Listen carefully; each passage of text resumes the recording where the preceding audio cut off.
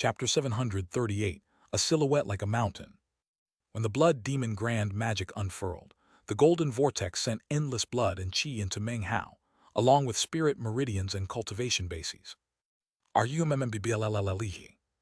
Only 10 breaths had passed since the onslaught began, yet Meng Hao's body had already fallen apart 3 times, the third from a combined attack by the early Dao-seeking expert of the solitary sword sect, the Golden Frost sect puppet, and tens of thousands of cultivators. Despite this, he refused to budge and would not let anyone through the gap.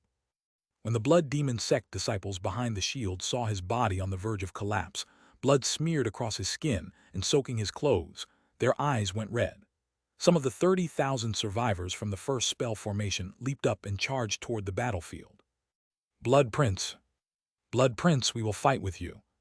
But even as they charged, Meng Hao waved his sleeve behind him, and a powerful wind rose up and carried them back behind the shield. All of you stay back. He looked back, determination in his eyes. This is my fight.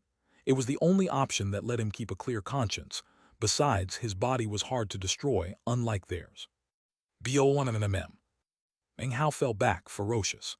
By now, 9 blood demon grand magic vortexes had appeared, each gold-colored and unleashing boundless gravitational force.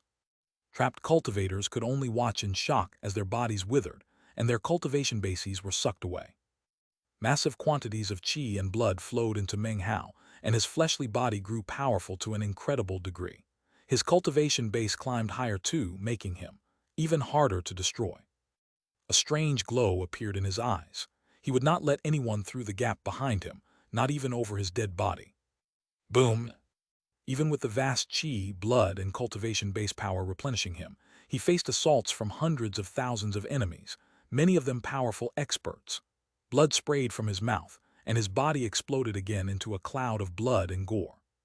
In the blink of an eye, though, the cloud seemed to reverse time and coalesce back into Meng Hao's form.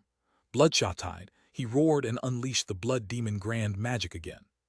The 9th mountain appeared and descended with massive rumblings, sweeping across the battlefield madly alongside the time sword formation.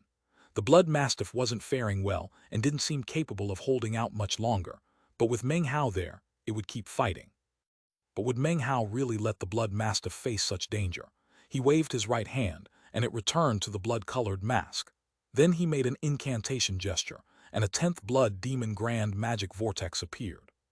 If I can hold on with the blood demon grand magic, the vortex might reach a point where it can sustain my defense indefinitely. He gritted his teeth as resurrection, lily tentacles shot out from behind him, forming a dense barrier in front of him. Looking to die, someone said with a cold snort. 3 old spirit-severing cultivators appeared, standing on glowing halos that looked like a spell formation, and shot toward Meng Hao. Behind them were tens of thousands of cultivators wielding countless divine abilities. Meng Hao could have ignored any of these magics alone, but their overwhelming numbers dimmed the sky and shook the land. A massive flood of murderous hate surged down onto Meng Hao. The 3 spirit-severing cultivators closed in, and Meng Hao's killing intent flickered as he recognized these 3 as experts from the Li clan. He made an incantation with his left hand, and blood immortal divine abilities appeared. Rumbling filled the air as they fused with the resurrection lily. A blood-red flower shot out to defend against the incoming flood. Massive explosions boomed out as Meng Hao unleashed all his magic against the torrent of enemies. He could only hold them back temporarily. Soon they burst through, and the 3 spirit-severing cultivators bore down on him, roaring. As they neared, the halos beneath their feet shot out ghost images that closed in on Meng Hao. Seal, seal, seal. Immediately, the ghost images of the 3 halos began to emanate brilliant glows, as well as shocking, explosive sealing power. They descended onto Meng Hao, preparing to seal him away. At that exact moment, 6 more people flew out from the crowds. Of the 6, 3 were from the solitary sword sect, and 3 were from the Golden Frost sect. The air around them distorted as they unleashed their most powerful, shocking magical techniques. Die. 9 incredible spirit-severing cultivators all attacked with full force. Furthermore, not far behind them was the solitary sword sect's early Dao-seeking expert and the Golden Frost sect's puppet. They glared at Meng Hao like tigers eyeing prey. They didn't need to attack right now. Once Meng Hao was either dead or sealed in place, they could enter the gap in the shield and begin their slaughter. It wasn't even necessary to keep Meng Hao sealed for long. A few short breaths was all they needed. The blood demon sect disciples in the shield could see the perilous situation developing, and their anxiety grew. Li Shiki looked at Meng Hao's silhouette in the outside world and bit her lip, her expression one of worry. Wang Yaokai sat quietly, but killing intent burned hotter and hotter in his eyes. He hated the fact that his cultivation base was insufficient, and that he lacked the latent talent to be chosen.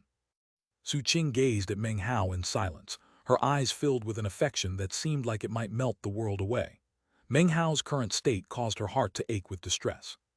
The 6 spirit-severing patriarchs of the blood demon sect, as well as the hunchbacked old man from the 5th mountain peak, stared blankly at what was happening, at the blood prince they had initially refused to acknowledge. A rumbling suddenly echoed out from the 3 Li clan patriarchs. Meng Hao's eyes began to glow with a bright light, and he struck out violently with his right hand. The blow caused everything to tremble and shake. This was a Tao-seeking blow. The 3 incoming halos trembled, seemingly on the verge of collapse. However, they continued on, and Meng Hao took a deep breath. The surrounding golden vortexes suddenly shattered. The force of the shattering sucked away the remaining qi and blood of those trapped inside, all of which merged into Meng Hao. Finally, he punched out again.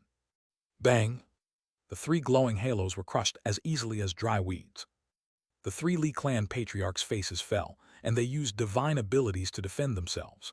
Still, blood sprayed from their mouths, and one of them let out a miserable shriek as his body exploded. The 2 who remained, astonished, clenched their jaws and charged toward Meng Hao. Die! By now, the 6 cultivators from the Solitary Sword sect and the Golden Frost sect were closing in on Meng Hao. At the same time, vast quantities of cultivation base power surged into him. He raised his right hand and pointed to the sky, and the 9th mountain appeared, spreading out to fight back against all 8 incoming enemies. Booms rattled out, and blood oozed from the corners of Meng Hao's mouth. A ferocious expression filled his face as the illusory 9th mountain shook. "Now's our chance," said the early Tao-seeking cultivator. He and the Golden Frost sect puppet flew up into the air. At the same time, Meng Hao pointed toward the 2 of them. Demon Sealing 8th Hex. Demonic chi rolled out like strands of silk to entangle the 2 of them. Although they slewed it off in the space of a single breath, that was all the time Meng Hao needed to unleash a divine ability. 9th Mountain Destruction. Instantly, the 9th mountain surrounding him exploded. The 8 spirit-severing experts were sent tumbling backward, blood spraying from their mouths. The Solitary Sword sect's early Tao-seeking expert and the Golden Frost sect puppet were forced to stop in their tracks. "Kill him?" roared the 8 spirit-severing cultivators. In response, hundreds of thousands of cultivators roared and unleashed divine abilities. Shocking booms could be heard as a rain of magic descended onto Meng Hao.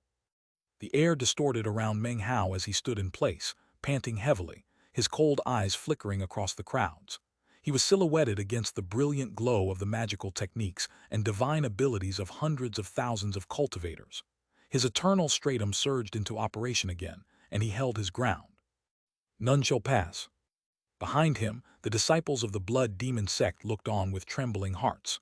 For the rest of their lives, they would never forget the image of the blood prince's silhouette. It was a silhouette like a mountain. Unfortunately, the war was not over, and the fighting raged on. Time continued to pass in much the same manner. In the blink of an eye, 3 days had gone by. Now, only 7 days remained until Meng Hao's second true self awakened. Meng Hao couldn't remember exactly how many times his body had fallen to pieces. Were it not for his eternal stratum, he would long since be dead. By now, he could unleash more than 50 golden vortices. Terrifying amounts of qi and blood poured into him, as well as cultivation base power, and yet, it was not enough. He trembled, his eyes shot with blood. His world was now a world completely the color of blood. During those 3 days, Meng Hao finally came to understand that there was nothing truly eternal in the world. Even though his body was restored over and over, the speed with which it occurred was slowing, and he was even beginning to show signs of withering. Behind him, the blood demon sect disciples watched with red eyes as their blood prince used his own body to block the single gap in the shield. Their hearts felt as if they were being stabbed through with blades. Even someone completely apathetic would be shaken by Meng Hao's figure. Even the patriarchs engaged in battle with Patriarch Blood Demon were moved by the scene unfolding below. Finally, after 3 days of slaughter, silence broke out below. Of the hundreds of thousands of enemy cultivators, many had died, but their numbers were so vast that the group as a whole didn't really care. The only thing they cared about was that Meng Hao was blocking the gap. He was like a god. With him holding the pass, the entire army was blocked on the other side. Meng Hao's clothes were soaked in blood, and his expression was one of exhaustion. His eyes were completely shot with blood. To his hundreds of thousands of opponents, he had become an unforgettable nightmare. Meng Hao stared out at the hundreds of thousands of cultivators, and they stared back. By this point, many of them had begun to secretly admire him. He was one man, defending one gap. He might have extraordinary divine abilities and a bizarre fleshly body that could revive itself, but even so, what he was doing still required courage. He was doing something that few other people could do. Furthermore, they could see that despite his fleshly body's ability to heal itself, he was showing signs of withering. He was obviously reaching his limit. The early Tao-seeking old man from the solitary sword sect looked at him coldly, killing intent flickering in his eyes. "I haven't admired very many people in my life," he said. "From today on, you are one of those few.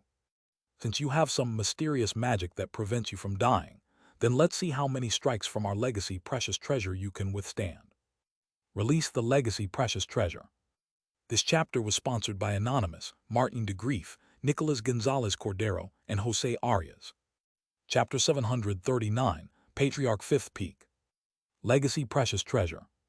In the Tao reserve of every sect was some sort of precious item that ensured the continued existence and development of the sect, and could also be used as a threat to protect it from its neighbors. The solitary sword sect's Tao reserve was multitudinous. However, it was the bamboo sword that truly intimidated the rest of the southern domain. The sword came from the ancient Tao lakes and was almost infinitely powerful.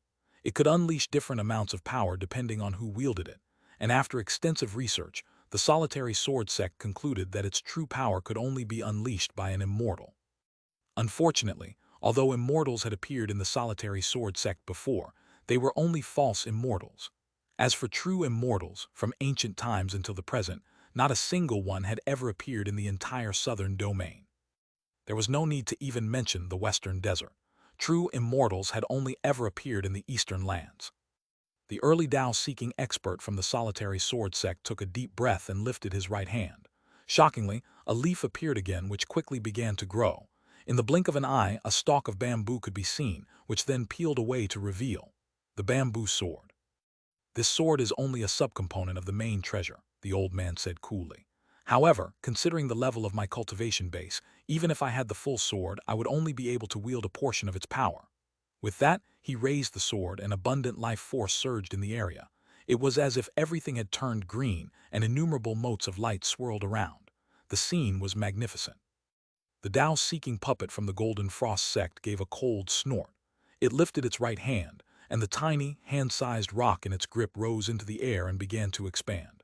In the blink of an eye, it was a 3,000-meter tall mountain. It exuded an overbearing will that exploded out to cover the area around the puppet. Ripples appeared, transforming into a river that swept across the area. A pulsating aura also emerged from the rock mountain. This rock was also a precious legacy treasure, even more domineering than the solitary sword sect's bamboo sword. Everything beneath the mountain seemed about to crack and shatter. The Fifth Li clan patriarch watched from off in the distance, his expression the same as ever, but his eyes cold and grim.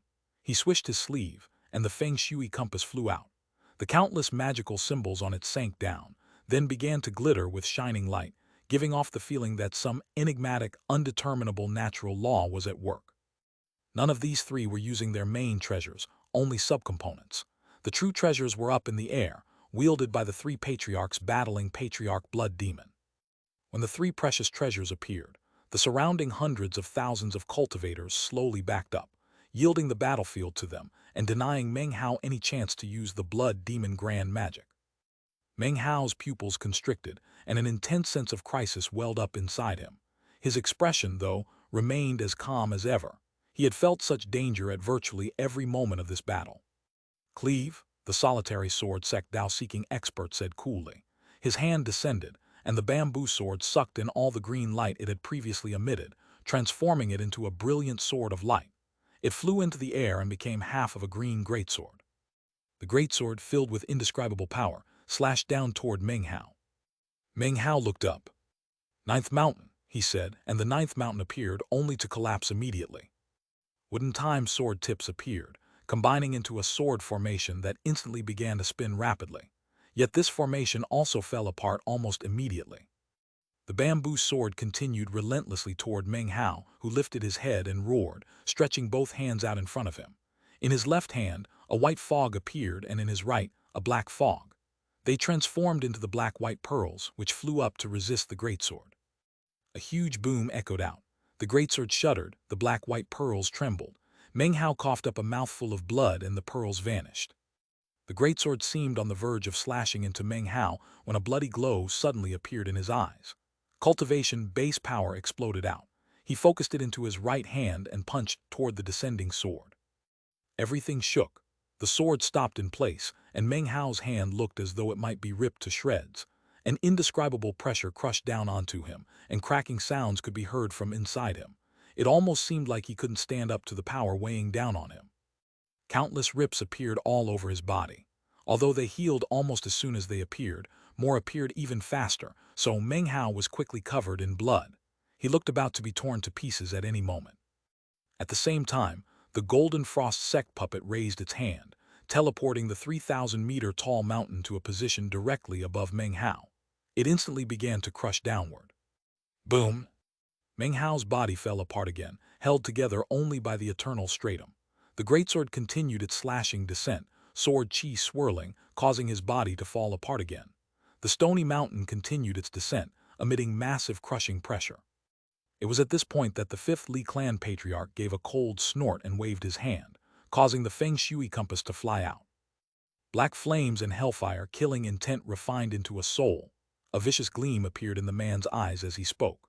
Black fire suddenly spewed out of the feng shui compass, transforming into numerous black flame birds. Fully 1,000 appeared, then shot toward Meng Hao's collapsing figure. They were clearly aiming to strike a fatal blow. Even with the eternal stratum, Meng Hao would surely perish facing an onslaught from precious treasures like these. By this point, the Blood Demon sect disciples were all going mad. Blood Prince, not a single one held back. All of the Blood Demon sect disciples transformed into beams of light, shooting forward at top speed. However, in the moment they began to charge, the hunchbacked old man let out a sigh. His hunched back suddenly straightened a bit, and his features changed. He looked different than the old man from before. Shield collapse. He pushed his hands forcefully out in front of him, and an indescribable power spread out. As soon as it touched the fifth layer of the shield, it rippled and then, in the blink of an eye, shattered into pieces.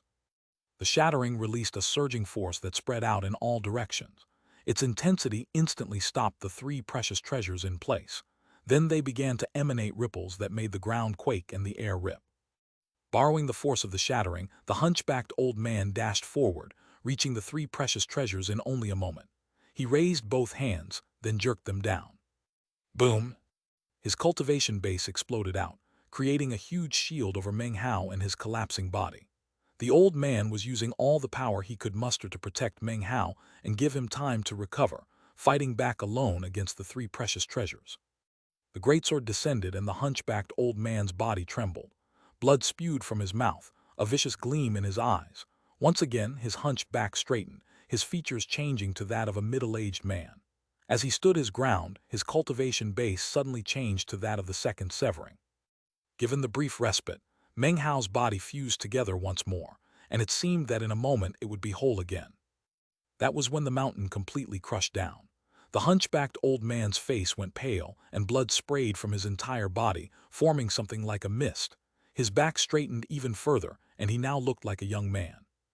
By this point, Meng Hao's body was more than half materialized. Unfortunately, that was when the black flame birds arrived. Under their onslaught, the hunchbacked old man lifted his head and roared. His back was now completely straightened, and he looked like a teenager. His cultivation base surged again, and he was in the third severing. He now appeared 14 or 15 years old, his features handsome, his energy surging. At the same time, his body burst into flames, not flames of darkness, but flames of life force. As he burned his life force, his cultivation base climbed again until it reached the early Tao-seeking stage, where it now contained natural law. He was using his own life force to fight back against the three precious treasures. The scene moved even the hundreds of thousands of enemy cultivators. "Master," cried his apprentice, the pretty young woman. Tears streamed down her face as she realized what he had chosen to do. Patriarch Fifth Peak. Patriarch.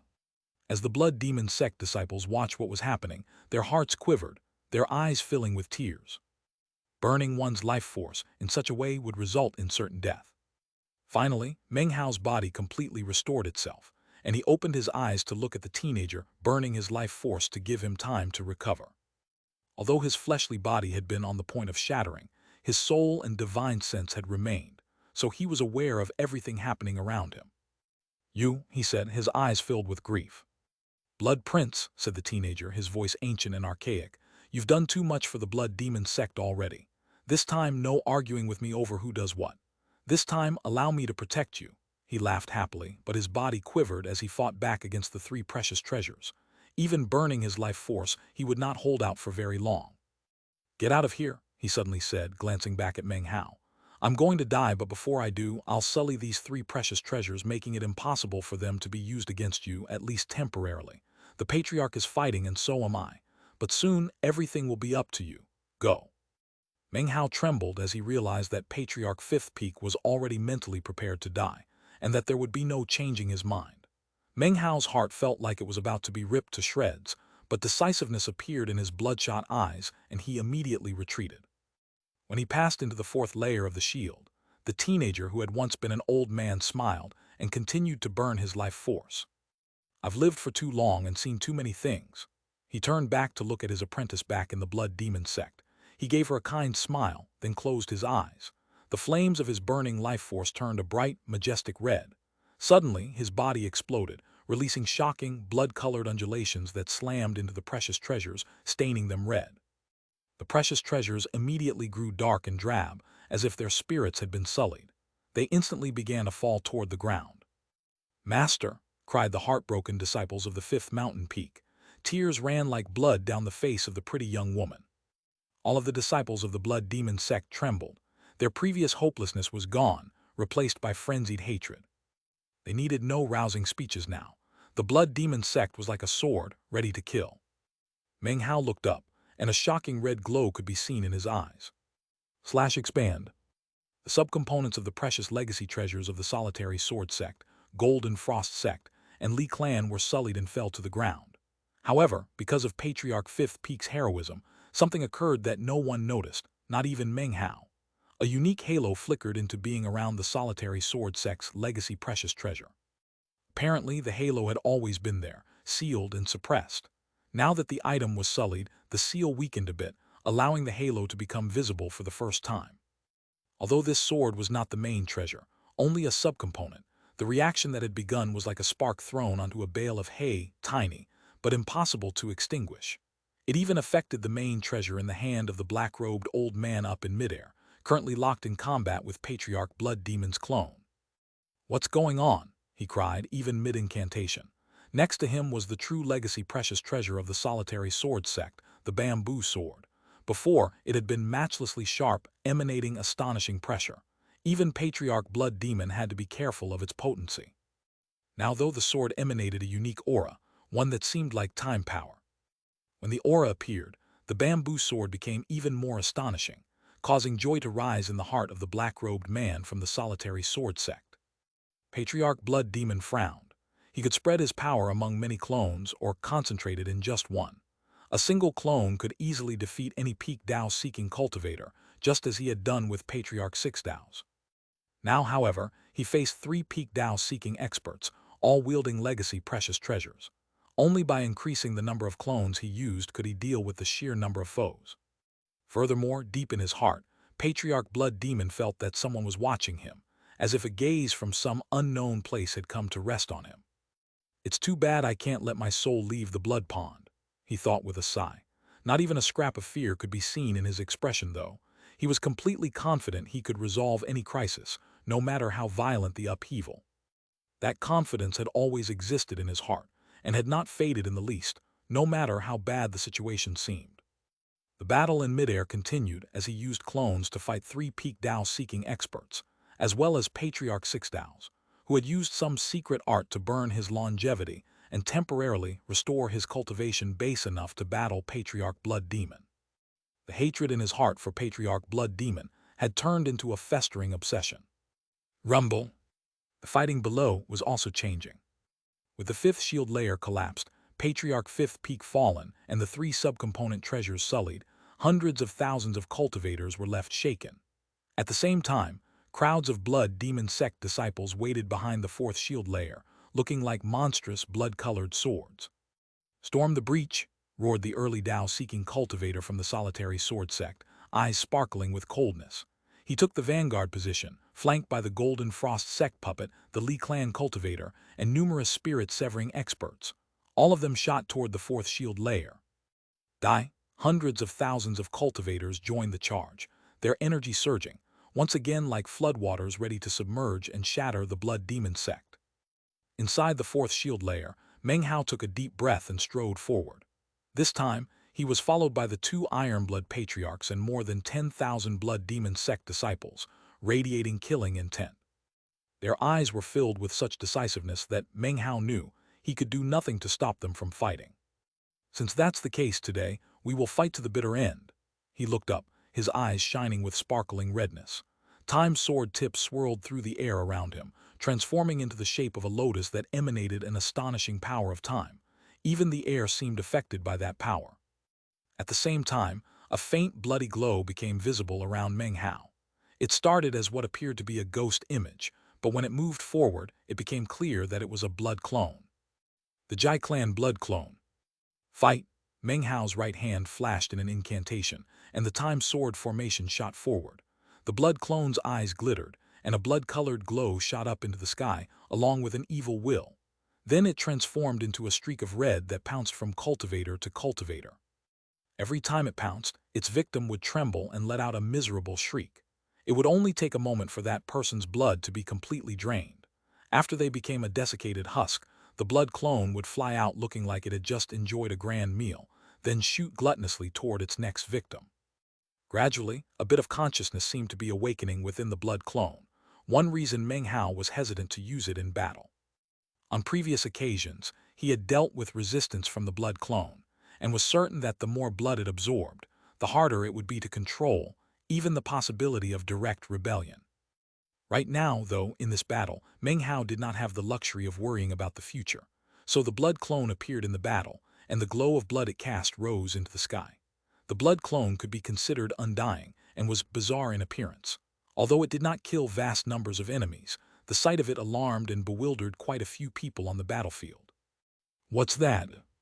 "Don't let that blood-colored thing touch you. It's evil." The Blood Demon sect only cultivates demon magic. Malicious magical arts like that are why the Blood Demon sect deserves to be exterminated. Blood-curdling screams, shouts of anger, cries of madness, and the sounds of explosions fused into sound waves that shook the entire battlefield. Amidst the cacophony, the two Ironblood Patriarchs and the 10,000 Blood Demon sect disciples met the enemy head-on. As for Meng Hao, he single-handedly pinned down the solitary sword sect early Tao-seeking patriarch, the Golden Frost sect puppet, the Li clan cultivator, and several spirit-severing experts. Golden vortexes of the third level of the Blood Demon Grand Magic spun in all directions. Through his various magical techniques, he ensured these powerful opponents could not break out of the area. The task was strenuous, especially against the old man from the solitary sword sect, who snorted coldly and unleashed natural law.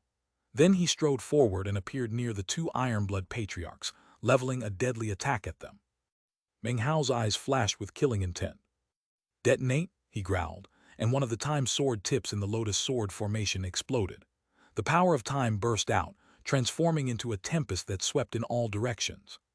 Peak Tao-seeking experts could disregard such a time tempest, but not an early Tao-seeking cultivator. The old man's face flickered, and he forced himself to a stop, then retreated. "Spirit-severing cultivators," he cried. "New orders, pin him down immediately." The solitary sword sect spirit-severing cultivators immediately shot forward. The Golden Frost sect puppet and the Li clan cultivator also issued similar orders. It only took a moment for numerous spirit-severing cultivators to charge toward Meng Hao, unleashing divine abilities and magical techniques to obstruct him. At the same time, the Golden Frost sect puppet's eyes flickered, as it attempted to fly past Meng Hao's position. The Li Clan cultivator tried the same thing. It was at this point that a cold glow appeared in Meng Hao's eyes.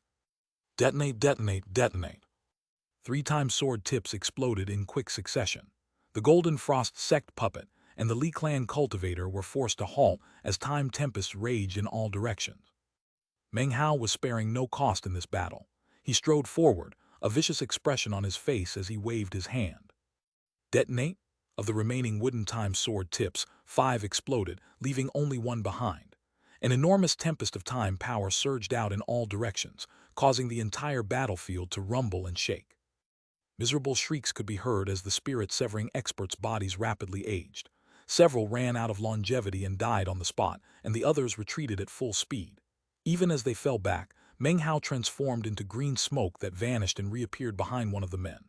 His right hand shot out, and a crunching sound rang out as a neck was smashed. Another flicker, another punch, another enemy killed.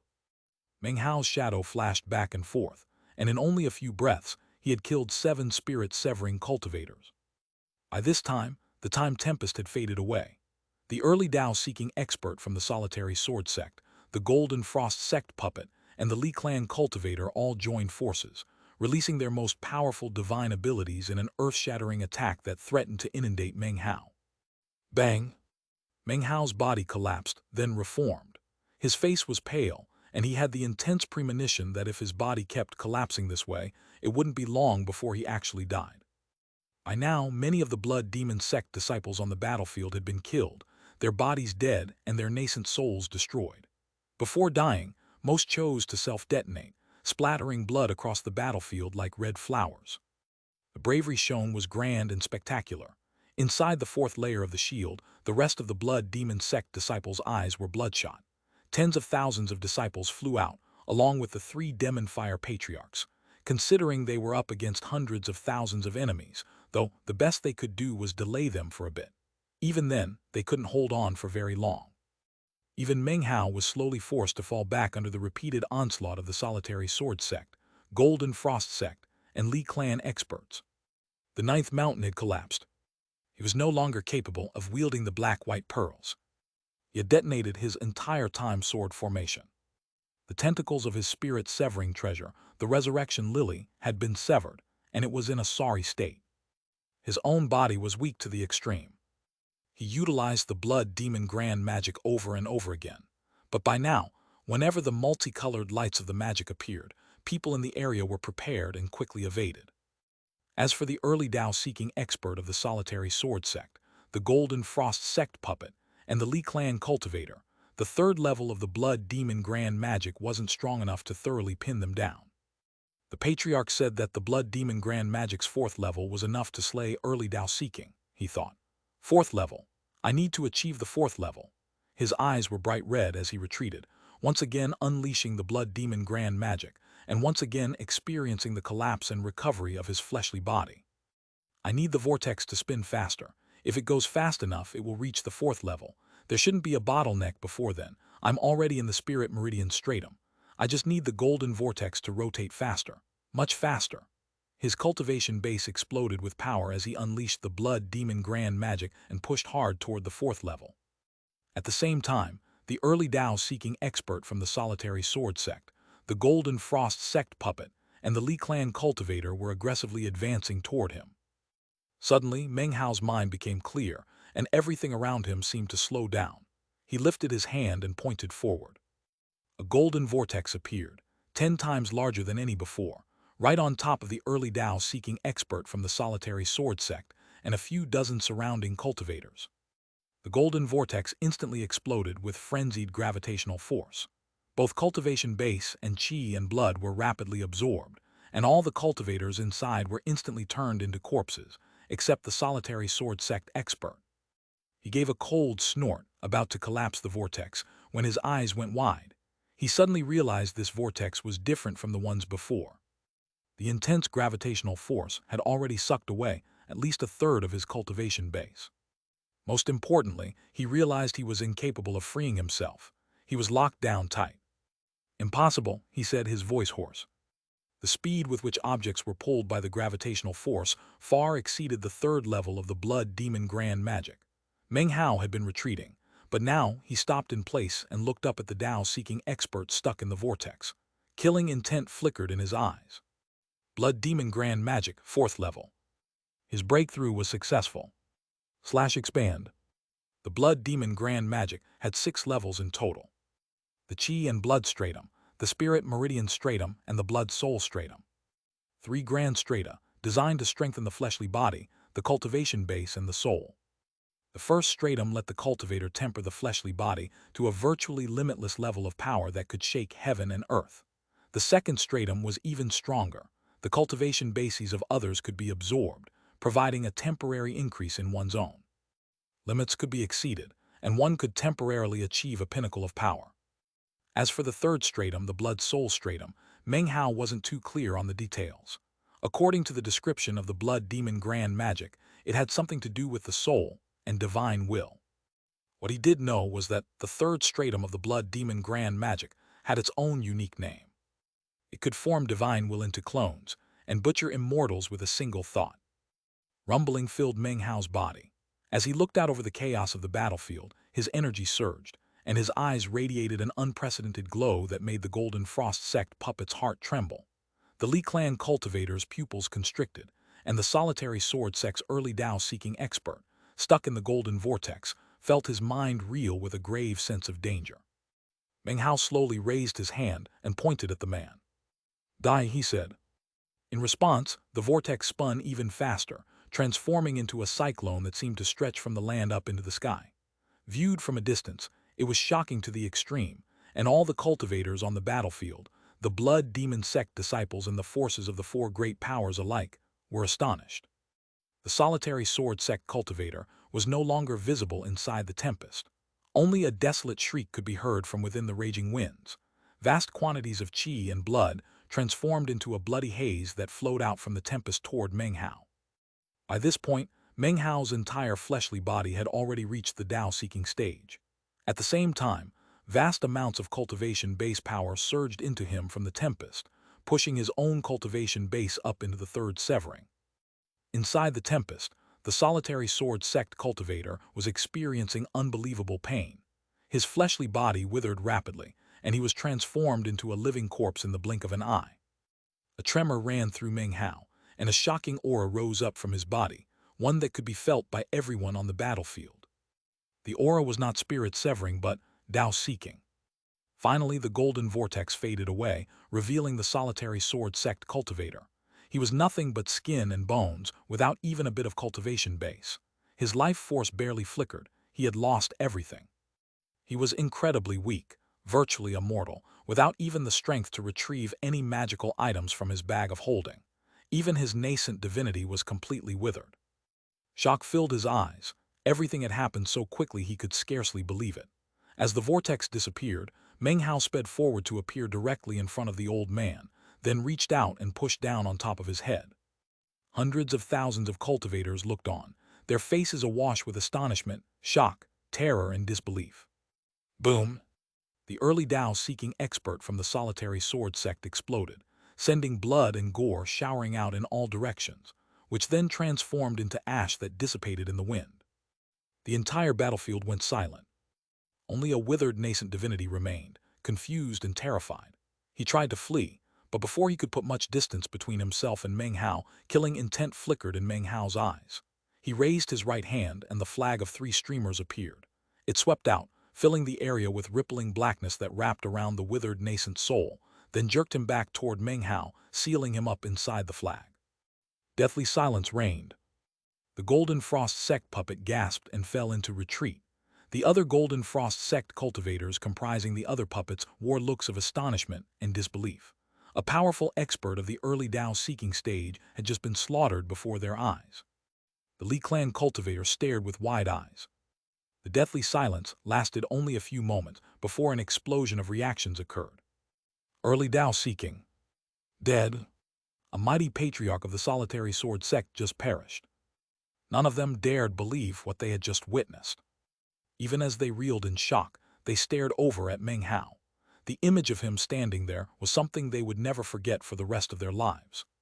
The blood demon sect disciples quivered in excitement and began to shout out to Meng Hao. Blood prince! Blood prince! Blood prince! The sound surged out over the battlefield, transforming into countless echoes that shook everything. The slaying of the early Tao-seeking cultivator roused the blood demon sect disciples more than ever. Meng Hao looked up. Now that he could wield the fourth level of the blood demon grand magic, he was completely confident he could fight back against the hundreds of thousands of enemies. He strode forward, then transformed into a savage beam of light that shot toward the Li clan cultivator. As rumbling filled the air, the Li clan cultivator's face fell. He immediately retreated, not daring to get close to Meng Hao, completely terrified of the blood demon grand magic vortex. Despite fleeing at top speed, he wasn't faster than Meng Hao's blood demon grand magic. Meng Hao waved his hand, and 3 golden vortexes appeared, descending toward the hundreds of thousands of enemy cultivators. Immediately, miserable shrieks rang out as the 3 vortexes enveloped several hundred enemy cultivators. Their bodies withered, and their cultivation bases vanished. Qi and blood and spirit meridians were extracted and shot toward Meng Hao. His fleshly body grew stronger. His cultivation base rose to shocking heights. Meng Hao advanced at top speed, then pointed out toward the fleeing Li clan cultivator. 8th Demon Sealing Hex. Demonic qi swept about, silk-like, entangling the Li clan cultivator in the blink of an eye. His body stopped in midair. He struggled, seemingly on the verge of breaking free, but the price he paid for that brief pause was that Meng Hao had time to unleash the blood demon grand magic vortex. Rumble! As soon as the vortex appeared, the Li clan cultivator screamed. He threw out numerous magical items and fully employed the power of his cultivation base. But if the early Tao-seeking expert from the solitary sword sect couldn't avoid perishing, how could he, with his lower cultivation base? As the shrieks rang out, the Golden Frost sect puppet looked on, eyes wide. The Li clan cultivator withered up, his cultivation base dissolved. The cultivators in the puppet felt their scalps go numb and retreated at top speed. Within a few breaths, the Li clan cultivator's entire cultivation base and all of his qi and blood were absorbed by Meng Hao. Then Meng Hao waved his hand, and what remained of the Li clan cultivator exploded into bits. "Kill them," roared Meng Hao, further rousing the surrounding blood demon sect disciples. There were tens of thousands of them, facing hundreds of thousands of enemies. And yet the death of the early Tao-seeking expert, the fall of the Li clan elder, the retreat of the Golden Frost sect puppet, along with all the shocked spirit-severing cultivators attempting to escape, profoundly shook the forces of the 4 great powers and apparently sapped their will to fight. Furthermore, Meng Hao's blood clone was still pouncing from cultivator to cultivator, draining them dead. All of this sapped the energy of the hundreds of thousands of enemies. For the first time, the blood demon sect forced the enemy forces into retreat. If you liken the enemy forces to a fist, then Meng Hao had pried that fist open. Seeing the sudden shift in events below, the old black-robed solitary sword sect cultivator up in midair let out a bellow of rage. "You're courting death, kid." The Li clan patriarch also roared in fury. They wanted to charge down to attack Meng Hao, but Patriarch Blood Demon's clones clearly wouldn't allow it. Echoing booms filled the air, and the air distorted and warped. "Damn it," cried the black-robed old man from the solitary sword sect. "Dawn Immortal, you promised to help." As soon as his voice rang out, a faint sigh echoed down from up above. It swept across the lands, causing the minds of all the cultivators to reel, both the hundreds of thousands of enemies and the blood demon sect disciples. Their minds trembled, then went completely blank. The resurrection lily suddenly appeared behind Meng Hao, looking incredibly vicious, its tentacles whipping about madly. Meng Hao looked up into the sky, his eyes filled with grim killing intent. Up above, a woman could be seen. As she strode down from the sky, flowers blossomed beneath her feet, and a shocking energy swirled faintly around her. She was not beautiful, but had striking, unusual features that would cause anyone who looked at her to feel a breathtaking attraction. Her appearance instantly caused a stir on the battlefield. Patriarch Blood Demon's clones looked up, their eyes all coming to rest on the woman. "Dawn Immortal," he said. "Blood Demon," she replied. Patriarch Blood Demon's clones all merged into a single clone, which emitted a powerful aura that transformed into an enormous, blood-colored face hovering in midair. "A measly clone," said Patriarch Blood Demon. He looked over at the solitary sword sect expert and the others. "This is your trump card." His gaze shifted back to the woman. "That leaf earlier was your handiwork too, I presume." Under different circumstances, she responded, I would be incapable of dealing with you, senior blood demon. But now you are bound by an aura of death. You are simply too weak, senior. If I remember correctly, the blood demon grand magic can only be utilized by one person in any given age. You haven't used it during the battle, only that child down there has. Although, that doesn't really matter. All I need to do is delay you for a bit. She suddenly looked down toward the ground, and Meng Hao. Meng Hao looked back up at her, and his mind trembled when their eyes met. An incredible pressure suddenly weighed down on his mind, as if an entire mountain were crushing down onto him. Behind him, the resurrection lily writhed about madly. Dawn immortal, he thought, staggering backward. Despite the blood oozing from his mouth, he continued to stare at the woman up above. He would never forget the feeling of that gaze, the same gaze that had fallen upon him when he was in the Milky Way Sea. This woman was none other than the mysterious Dawn immortal, although it was not her true self, but merely a clone. The good part of me gave you her life force, the woman said coolly. My son is now your spirit-severing treasure. You and I really are connected by destiny. This chapter was sponsored by Azure Hansen, Brad Yamanouchi, Tanawat Pichibunwang, XYY, and Mitchell Mwaf. Chapter 742, Time to Come Home, Darling. As the words left the mouth of the Dawn Immortal's clone, Meng Hao felt the pressure weighing down on him increase, as if a will of extermination was about to crush him thoroughly. Behind him, the resurrection lily was in a frenzy, prismatic colors flickering across it, its tentacles writhing violently. It even seemed to be emitting voiceless screams. Meng Hao felt himself shaking and gritted his teeth as he continued to stare at the Dawn Immortal. He had heard of her way back in the Reliance sect, but it wasn't until this moment that he saw her personally. The Dawn Immortal lifted her right hand, within which a leaf appeared. She waved it gently, and brilliant light exploded out, shooting down toward Meng Hao. Everything in heaven and earth went still except for the leaf. It transformed into a streak of light that instantly bore down on Meng Hao. But then, an ancient hand stretched out and grabbed hold of the leaf. The hand clenched into a fist, and the leaf was crushed. When the hand opened, dust drifted out into the wind. The hand belonged to none other than the composite clone of Patriarch Blood Demon. Facing the likes of you people, so what if I can't use the Blood Demon grand magic? He said coolly. All of a sudden, he was surrounded by the glow of blood, which shot up into the air to encompass even the enormous face up above. Shockingly, a ferocious horn grew out of the face, which suddenly looked exactly like the demonic incarnation Meng Hao had controlled earlier. Blood Realm, activate, said Patriarch Blood Demon. Rumbling filled the sky, and red mist rolled out in all directions. At the same time, the Dawn Immortal clone's eyes flickered, and she waved her hand, causing a resurrection lily to magically appear behind her. It shone with boundless radiance that spread out to battle Patriarch Blood Demon.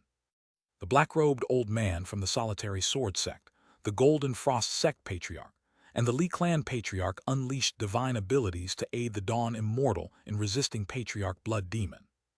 As for Six Daos of the Black Civ sect, he was just about to lend his assistance when the Dawn Immortal suddenly said, Six Daos, there's no need for you to participate in this fight. Go wipe out the foundation of the Blood Demon sect and destroy Mount Blood Demon. That is where this Blood Demon's true self lies. Kill that kid Meng Hao while you're at it, added the black-robed old man from the Solitary Sword sect. He waved his hand, causing the Solitary Sword sect's legacy precious treasure, the bamboo sword, to fly toward Six Daos. Here, I'll even lend you my sword. At first, Six Daos was about to refuse. Seeing Meng Hao slaughter the early Dao-seeking expert from the Solitary Sword sect had shocked him to the core.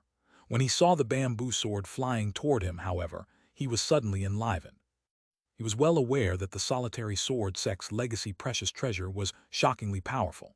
As soon as his hand closed around the hilt, he flickered and shot down toward the ground. Patriarch Blood Demon frowned, as the rumbling explosions of magical battle filled the air. Six Daos shot down from the sky, eyes fixed on Meng Hao and flickering with the desire to kill. He raised his hand, and the bamboo sword began to emanate blinding light. The air distorted, and an amorphous aura seeped out from within it.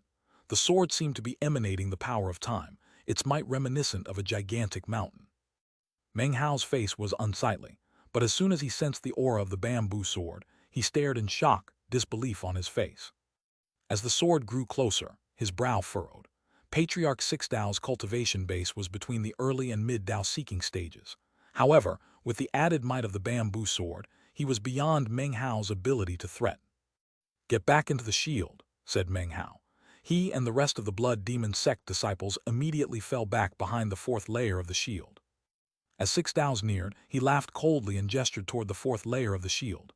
"Break." The wave of his hand caused an enormous incense burner to appear.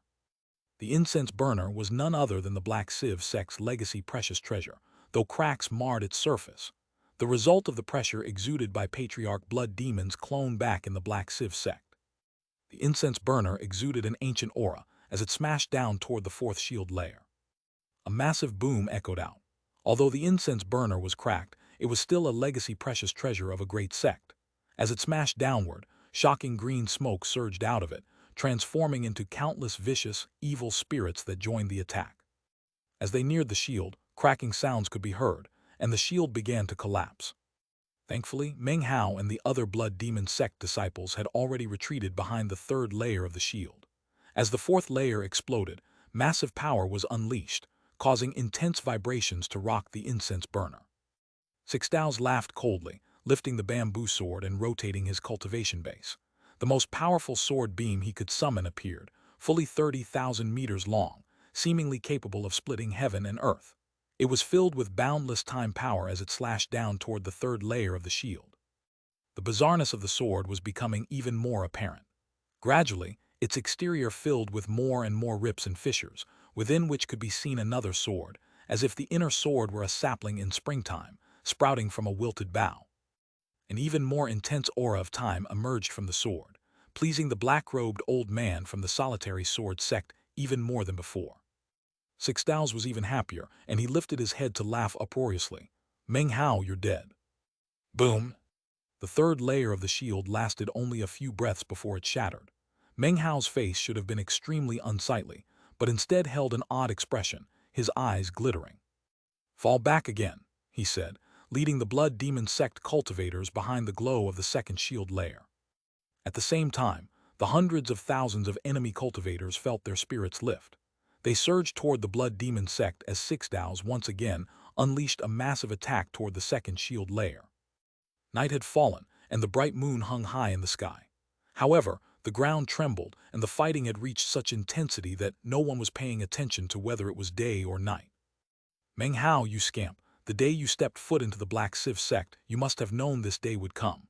As Six Dao's voice echoed out in all directions, the incense burner rotated in the air above him. The bamboo sword swirled around him, emanating a brilliant aura. Six Dao's eyes were filled with venomous rancor. His animosity toward Meng Hao had long since seeped into his very marrow. He wanted to exterminate the Blood Demon sect and destroy Meng Hao in body and soul. To achieve that goal, he would sacrifice anything and everything.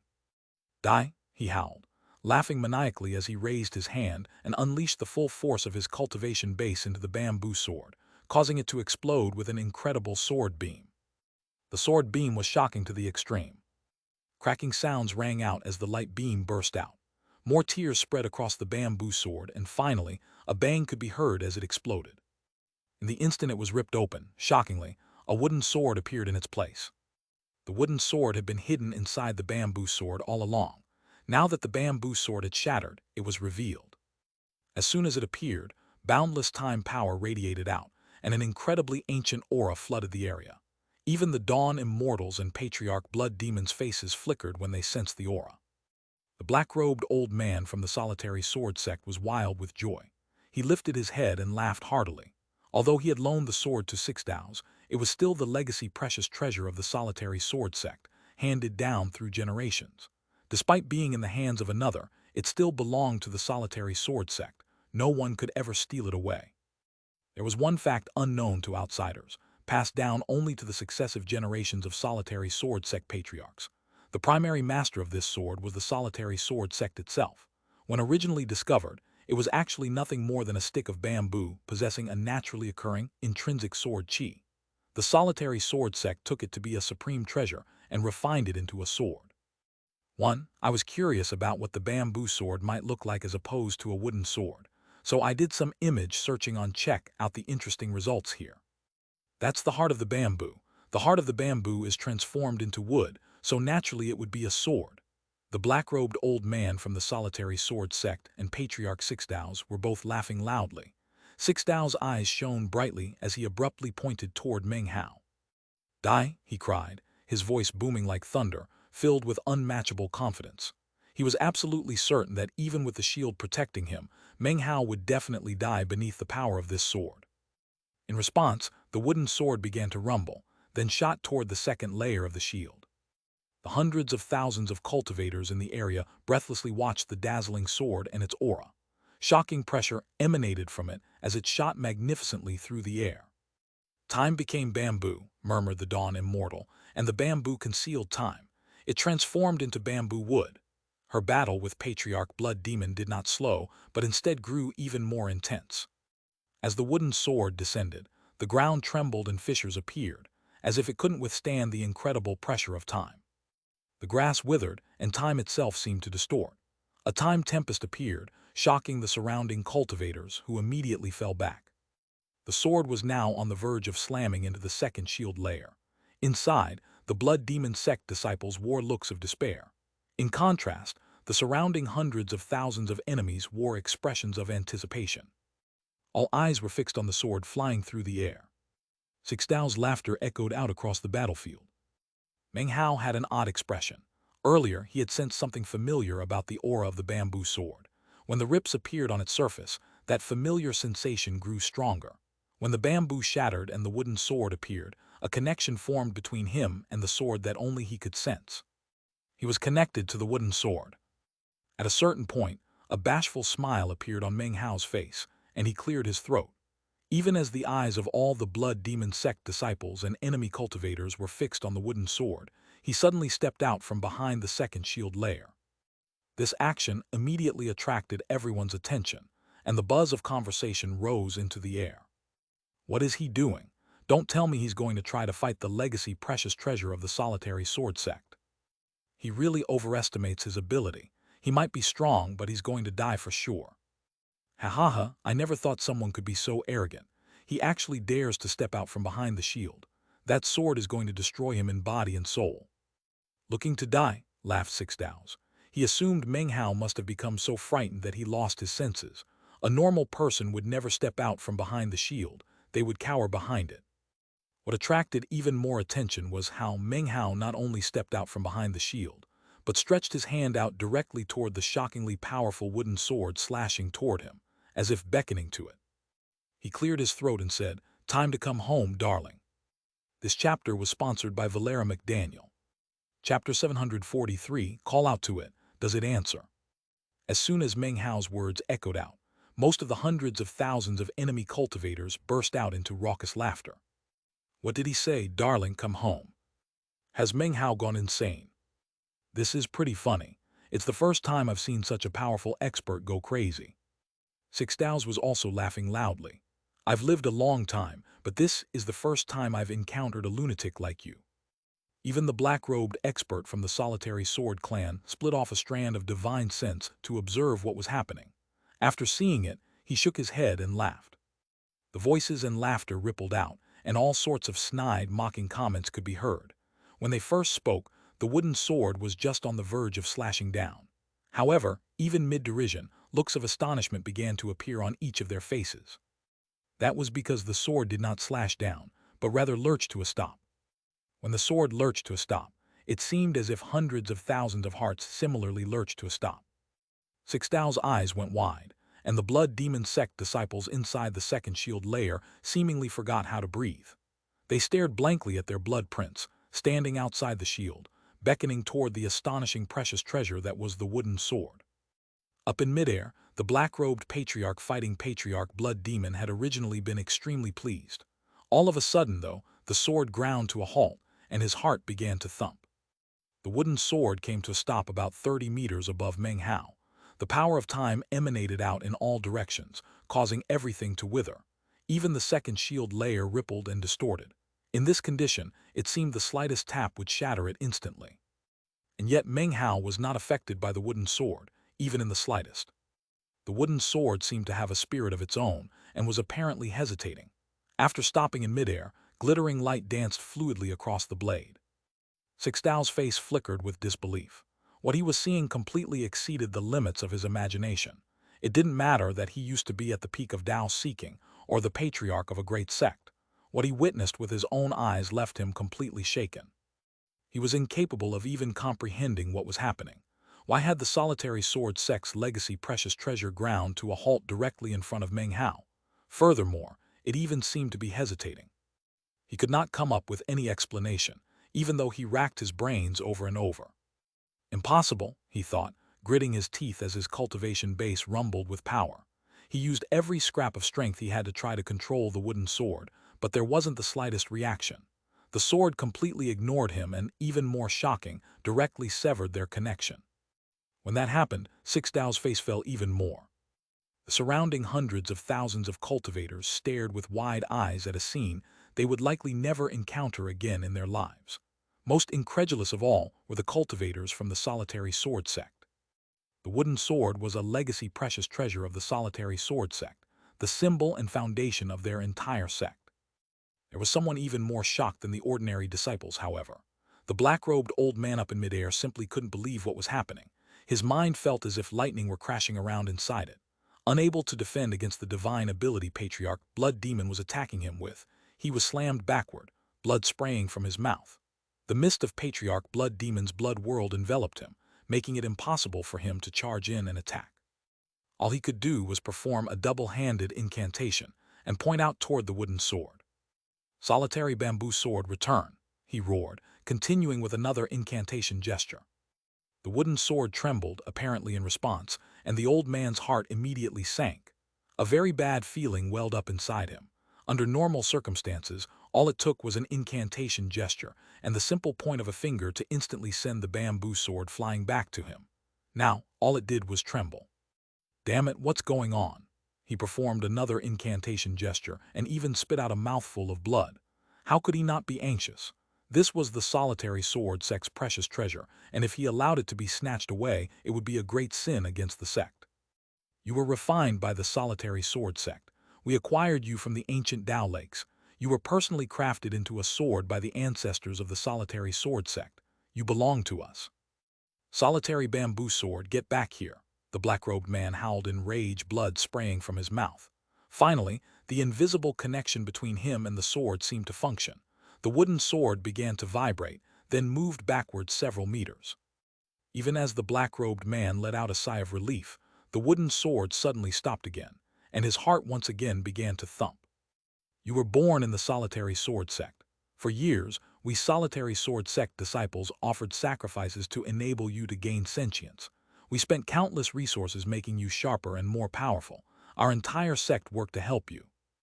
Why you? You get back here right now." Despite his anxiety, the black-robed old man was pinned down by the mist of blood. He let out a roar, then spit out more blood, completely ignoring the wastage to his longevity as he once again pointed toward the wooden sword. This time, however, there was no reaction whatsoever from the sword. "Finished playing around," said Meng Hao, his face grave and his tone berating. "If you don't come over here right now, just wait and see how I punish you after we get home." As Meng Hao's words rang out, the wooden sword shuddered in midair. Then it severed its connection with the black-robed man and shot directly toward Meng Hao. In the blink of an eye, it circulated around him, its thrumming sound echoing out in all directions. It was almost as if it was clamoring in joy, fawning over him, even showing signs that it had missed him. Anyone looking on could clearly tell that this sword belonged to Meng Hao. Six Dao's eyes were wide, and he very nearly coughed up a mouthful of blood. The surrounding hundreds of thousands of cultivators gasped, thoroughly astonished by Meng Hao. The solitary sword sect disciples gaped as their sect's unsurpassed, proud and aloof precious treasure swirled around Meng Hao like a happy pet. Clearly, it recognized Meng Hao as its master. "I must be asleep. That's our sect's legacy precious treasure. What's going on?" The minds of the solitary sword sect disciples were spinning, but most disbelieving of all was the black-robed man up in midair. His eyes filled with an expression of both madness and injustice, which then transformed into a towering rage. He was just about to open his mouth to say something when blood spurted out and he visibly aged. He just couldn't understand how the sword could possibly recognize Meng Hao as its master. He just couldn't believe it. His world was turned upside down, as if enormous waves were surging through his psyche. How could this be happening? He roared madly. He wanted to break through the blood mist, to grab the sword in his hand and ask its spirit why it was acting this way. Why was it betraying the solitary sword sect? Why would it recognize Meng Hao as its master when it had only seen him once? That sword belongs to the solitary sword sect. It belongs to you? Asked Meng Hao coolly. Call out to it. Does it answer? He stretched out his hand and the sword flew down to land hilt down on his palm. It even danced back and forth, apparently in complete excitement. You, the solitary sword sect patriarch, almost spit up more blood from the flames of rage burning in his heart. By this point, it didn't matter that he had a cultivation base at the peak of Tao seeking. Even an immortal would be unable to accept a blow like this, nor such a loss. That was especially so considering how the wooden sword was frolicking around happily. The black-robed old man felt as if a blade were stabbing viciously into his heart, because he himself had needed to make sacrificial offerings to it, and had never seen it act this way. Meng Hao could also sense that this sword, one of the ones he had buried so long ago, had developed a sword spirit. Despite that, his contingencies from the very beginning were still effective. No matter how many hands the sword had passed through, once it saw him, it knew he was its original master. All right, stop making a fuss, he said. Now go kill him. Even as he spoke, Meng Hao pointed at Patriarch Sixdao's. Sixdao's heart was pounding and his face fell. He immediately retreated at top speed, but before he could get very far, the wooden sword shot toward him with indescribable speed. It also emanated a shocking power of time, causing everything around it to ripple and distort. Any cultivators too close withered in the blink of an eye, as if countless years had passed in an instant. Some directly passed away. Damn it, thought Patriarch Sixdao's, his face falling. Roaring, he employed the full power of his cultivation base, which unfortunately for him was still stuck between the early and mid-Dao seeking stages. It wasn't enough, so he had no choice but to summon the incense burner to block the wooden sword. A bang rang out, and the wooden sword stabbed directly into the incense burner. Booms could be heard as cracks spread out over its surface. An ancient will could be sensed, and signs of decay could be seen. Sixdao's heart ached, but he didn't dare call back the incense burner. He had noticed that the sword's ripples were causing him to age significantly. If it stabbed him, he could only imagine what would happen to his longevity. It would be thoroughly destroyed. In his terror, he shot backward at high speed. Considering he was using a special secret art to bolster his cultivation base, what he feared most was being obliterated by time power. The surrounding hundreds of thousands of cultivators were also astonished and trembling. They didn't dare advance and instead retreated. Meng Hao stood alone outside the second shield layer. One man, one sword, caused the enemy forces to retreat 3,000 meters. Damn it! More and more cracks spread out across the surface of the incense burner.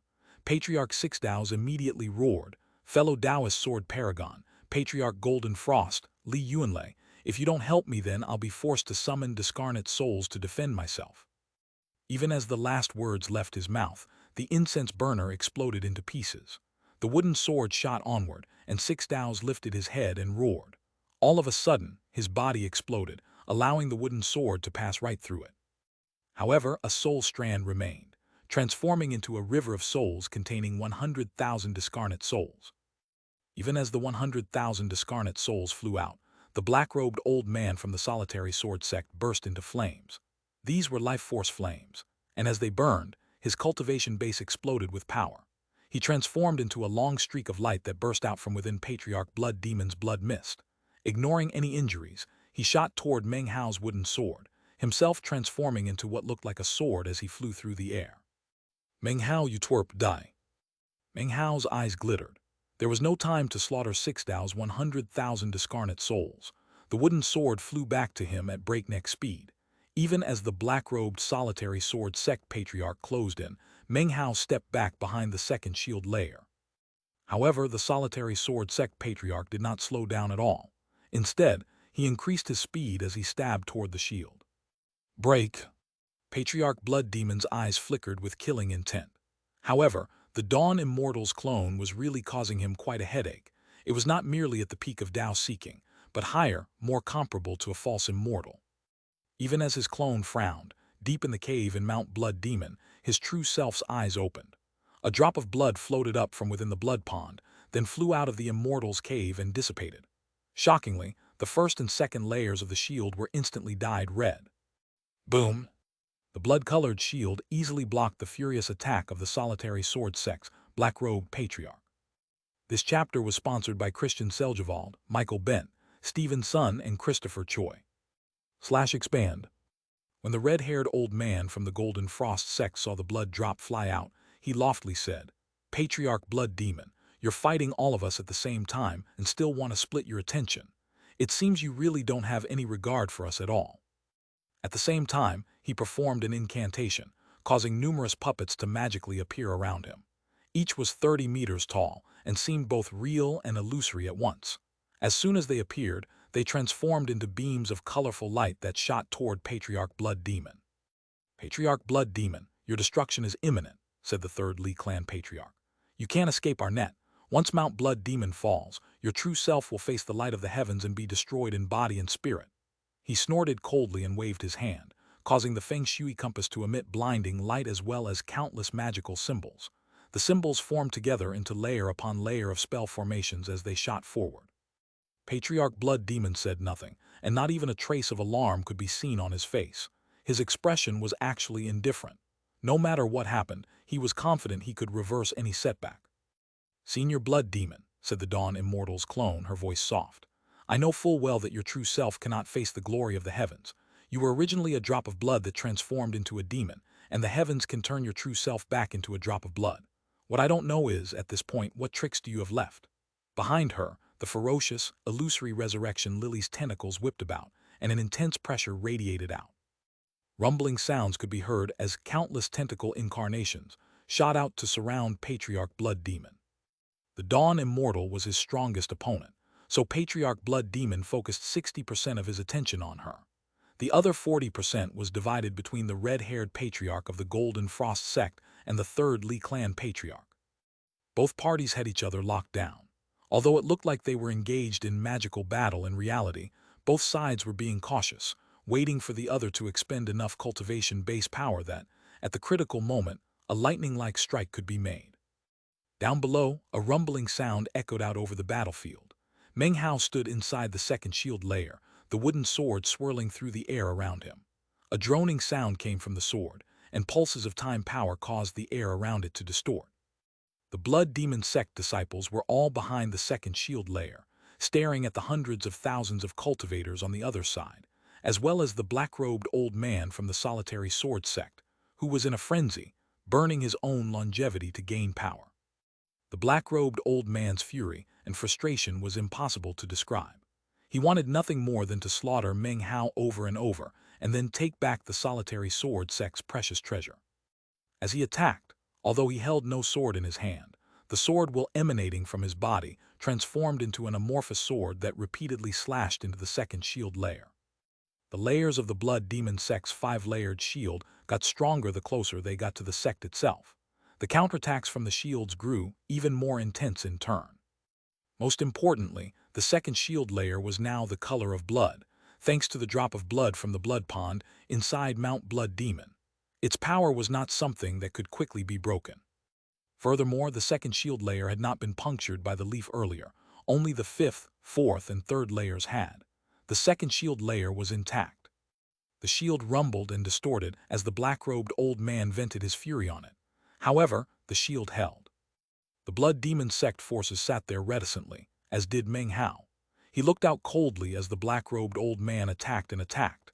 Killing intent flickered in his eyes, which the wooden sword could apparently sense, as it began to emit an intense droning sound. Boom! The shield vibrated and the black-robed man fell back. He lifted his head and roared at the top of his lungs. "All cultivators, heed my command. Attack the shield with everything you have. Break it down." Hundreds of thousands of cultivators hesitated for a moment. The first to spring into action were the solitary sword sect disciples. Tens of thousands of flying swords whistled through the air toward the shield, followed by the Golden Frost sect disciples and the members of the Lee clan. There were also some rogue cultivators. All of them unleashed divine abilities to blast against the blood-colored second-layer shield. Instantly, a massive roaring filled the air. The land quaked violently, and nearby vegetation was destroyed. Mountains were leveled, and the entire ground seemed gouged out by a full meter from the force of the combined attack. From a distance, The mountain range in which the Blood Demon sect was located was now crushed into a flat plain. The vegetation in the area was completely dead, and no life existed at all. Everything was in ruins except for the very center of it all, where the blood-colored shield glittered brightly. Although it rippled and distorted violently, it did not fall. The Blood Demon sect's 5 mountain peaks were now the focus of all attention. Aftershocks from the divine abilities exploded out, and the forces of the allied powers also sustained injuries from the backlash, causing countless cultivators to cough up blood and retreat. However, others immediately surged forward to take their place. Such a cycle continued as countless attacks were made. The black-robed old man from the solitary sword sect was especially focused on attacking. Every time he made a move, boundless sword chi would rumble out against the blood-colored shield. 2 days later, the shield was finally starting to show signs of breakage. When the 3rd day arrived, more and more cracks spread out across the blood-colored shield. The Blood Demon sect disciples sat there silently. Meng Hao's eyes flashed. Finally, a snapping sound echoed out. The countless cracks merged together into something like a huge wound. The black-robed patriarch from the solitary sword sect exploded out with peak Dao-seeking cultivation base power. Natural law descended and swirled about, transforming into an incredible heavenly sword. As soon as the sword appeared, lightning crackled up above. The sword suddenly flashed, seemingly filled with the power of lightning as it shot toward the second shield layer. BO1 The second shield layer could not stand up to the blow. The amorphous sword stabbed into it, and it shattered, sending a huge shockwave out in all directions. The Blood Demon sect disciples and Meng Hao had already retreated behind the final remaining shield layer. Do we fight, Blood Prince? The point of death has arrived.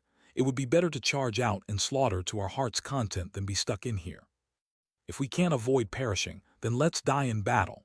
The Blood Demon sect disciples' eyes shone bright red, and even the spirit-severing experts were looking in his direction. This first shield layer was the final line of defense. Once it broke, the Blood Demon sect would be powerless to defend itself. Hundreds of thousands of cultivators would charge into it. When that happened, they might hold out for a little bit, but in the end, they would all die.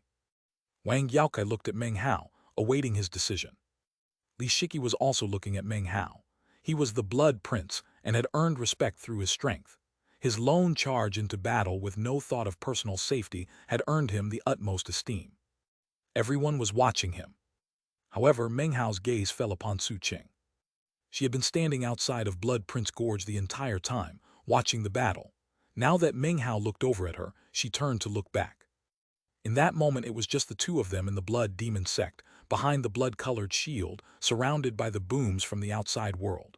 They looked at each other, and Meng Hao could see the encouraging look in her eyes, as well as, "You live, I live, you die, I die."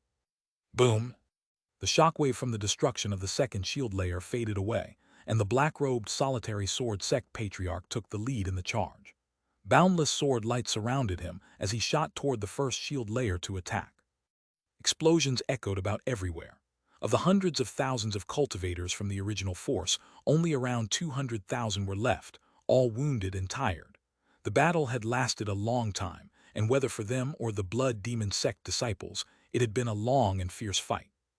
It's almost over. All we have to do is break this final line of defense, and the Blood Demon sect will be exterminated. 4 more days. In 4 days, there will be no Blood Demon sect in the southern domain. The 200,000 cultivators' eyes were bright red. Despite their injuries, they roared and attacked the shield with all the strength they could summon. The shield rippled. However, this first layer shield was even sturdier than the second layer and had even more counterattack power. It only took a moment for thunderous roars to rise into the sky. Clearly, the shield would not break any time soon. Unfortunately, even a stronger shield would not stand up for very long under the combined assault of 200,000 cultivators. Blood Prince, let's fight. The Blood Demon sect disciples inside the shield had risen to their feet, their energy focused and ready, killing intent more intense than ever. Meng Hao was silent for a moment, then gritted his teeth and said, "Wait 4 more days." His second true self needed exactly that amount of time before it woke up. These were the final 4 days. Meng Hao had no way to assess exactly how powerful his second true self would be upon awakening. Had he used something other than the soul of an immortal, he could have speculated.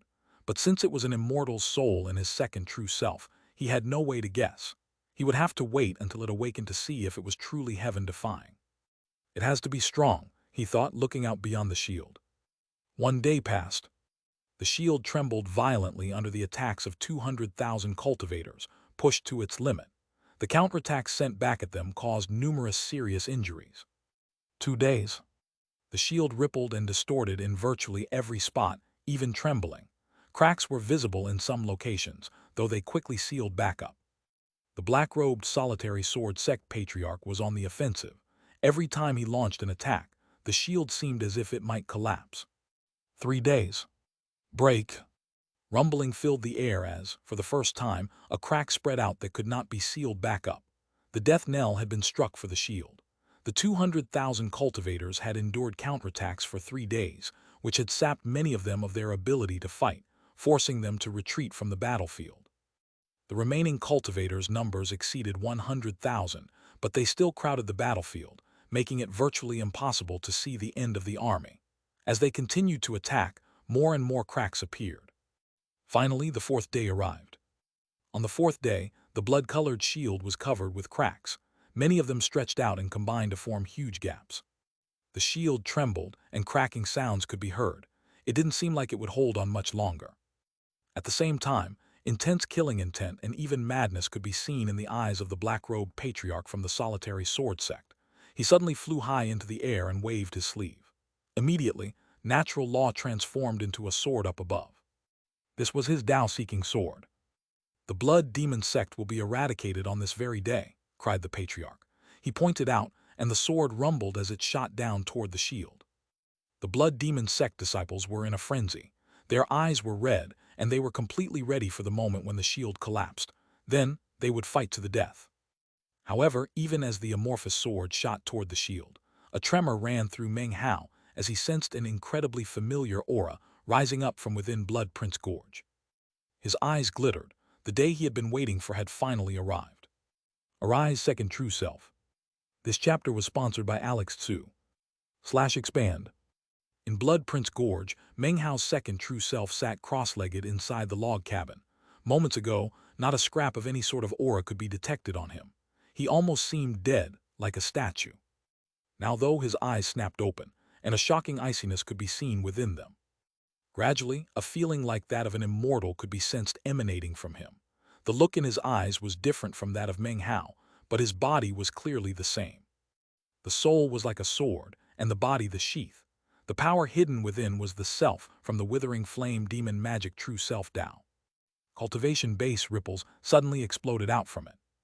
In the blink of an eye, they filled all of Blood Prince Gorge. As the second true self took a breath, the ripples were drawn back, bottled up inside. The body was the Tao, and the soul was the blade, a sharp blade hidden in a great Tao. In that same moment, all of the vegetation in Blood Prince Gorge withered up and died.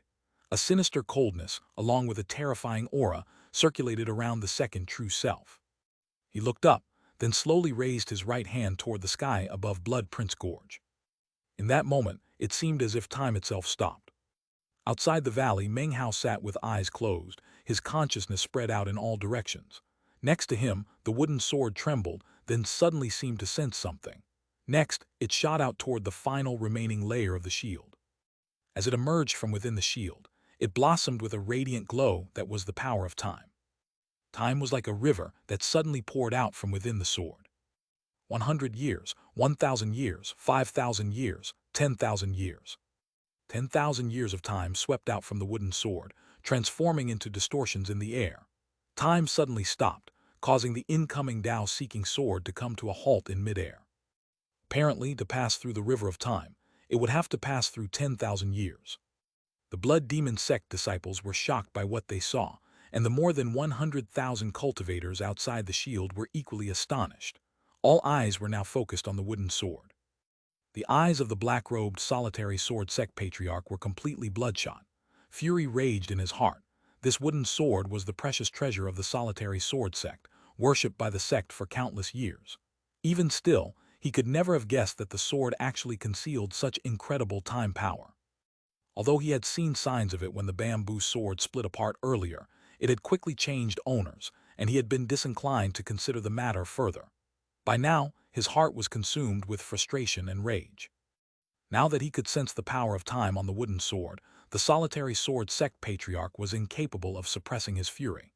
He roared and pushed his cultivation base even harder.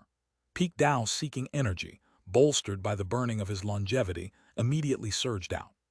His entire person resembled a shooting star, or perhaps a razor-sharp sword, flickering through the air to appear next to the wooden sword.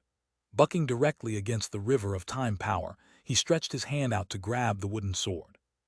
"Get back here," he bellowed. However, as soon as he stretched out his hand and touched the sword, Meng Hao's second true self stood up in Blood Prince Valley. He took a step forward and suddenly appeared outside the shield, next to the wooden sword. His hand slowly lifted to grasp the sword by the hilt. His robe was black, as was his hair, and he was very thin, but had exactly the same facial features as Meng Hao. However, the feeling people got when they looked at him was not the feeling one got when looking at a person. This second true self was as cold as ice, and as he hovered there, he emanated a supremely haughty air, as if looking down with contempt at every living thing. His appearance immediately filled the blood demon disciples with shock. Panting, they looked back and forth between Meng Hao and his second true self, expressions blank. The more than 100,000 cultivators in the outside world were equally astonished. A clone, those were the words that immediately appeared in everyone's minds. "A mere clone," said the solitary sword sect patriarch, his eyes widening. "Die you trifling." He was just about to unleash a divine ability when suddenly he began to tremble, his eyes going wide with disbelief and shock. He wasn't the only astonished one. The surrounding enemy cultivators were all dumbstruck. Even the blood demon sect disciples were thoroughly stunned. Because the instant that Meng Hao's second true self gripped the wooden sword, his cultivation base began to erupt from within. First severing, second severing, third severing, early Tao seeking. Intense rumbling filled heaven and earth as the cultivation base of Meng Hao's second true self roared up. Mid Tao seeking, late Tao seeking. It went all the way to the peak of Tao seeking. This development sent the entire battlefield into chaos. Merely stepping into Tao seeking put one on the level of a sect patriarch, and as for peak Tao seeking, they were the truly powerful experts, the strongest force of even the largest sects. They would even be considered part of that sect's Tao reserve. In the entire southern domain, there were not even 10 people at the peak of Tao seeking. In all of planet South Heaven, less than 100 peak Tao seeking experts existed. Any peak Tao seeking cultivator could take a step forward and become a false immortal. As of this moment, Meng Hao's second true self was firmly in the peak Tao seeking stage, something that would certainly shock and astonish anyone watching. The buzz of conversation immediately rose up. "How is this possible? Peak Tao seeking, that's definitely peak Tao seeking.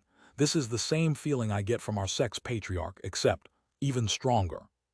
Meng Hao, no matter how this battle ends, there is a new powerful expert in the lands of South Heaven, and that is Meng Hao. How did he create a clone like that? If his clone is at peak Tao seeking, then his true self is definitely destined to have a peak Tao seeking cultivation base." One change after another on the part of Meng Hao shocked their souls. Everything that happened was something they would never forget. The Blood Demon sect disciples excitedly began a call out. "Blood Prince! Blood Prince!" At the same time, Patriarch Blood Demon and the others up in midair were also shocked, especially the red-haired patriarch from the Golden Frost sect and the third Li clan patriarch. "Damn it, how can that kid have a peak Tao-seeking clone?" The eyes of the Dawn Immortal's clone widened. She knew Meng Hao was no ordinary person, but this development left her deeply shocked. In fact, this was the first time he truly astonished her to such an indescribable degree. Patriarch Blood Demon's eyes swept over the land, a profound look flickering within.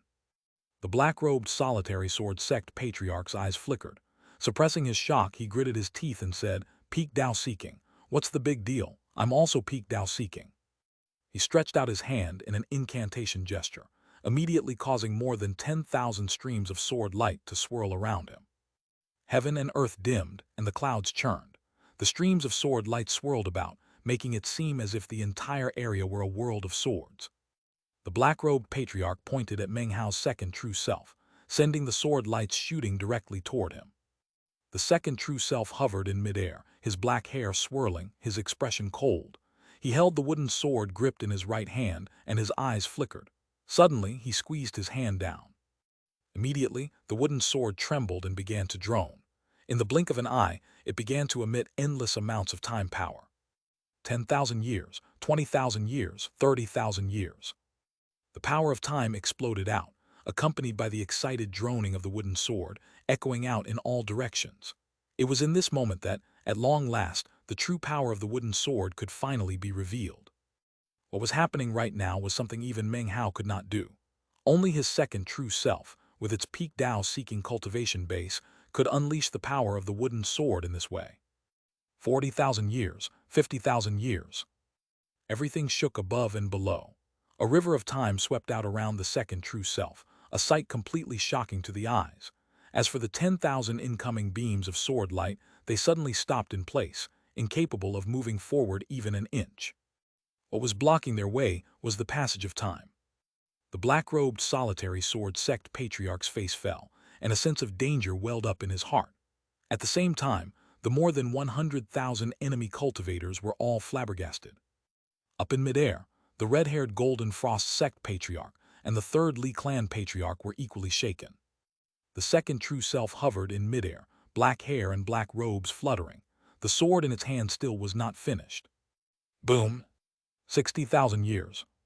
The moment the river of time surged with 60,000 years of time power, the second true self sprang into action. He swiped the sword out, and the 10,000 streams of sword light instantly vanished. In the blink of an eye, they passed through 60,000 years and no longer existed. Impossible, gasped the black-robed patriarch. His astonishment reached a pinnacle and he finally backed up at top speed. However, the power of time still brushed against him and his body withered. In the blink of an eye, he seemed at least 10,000 years older. He coughed up a mouthful of blood and his clothes seemed to decay.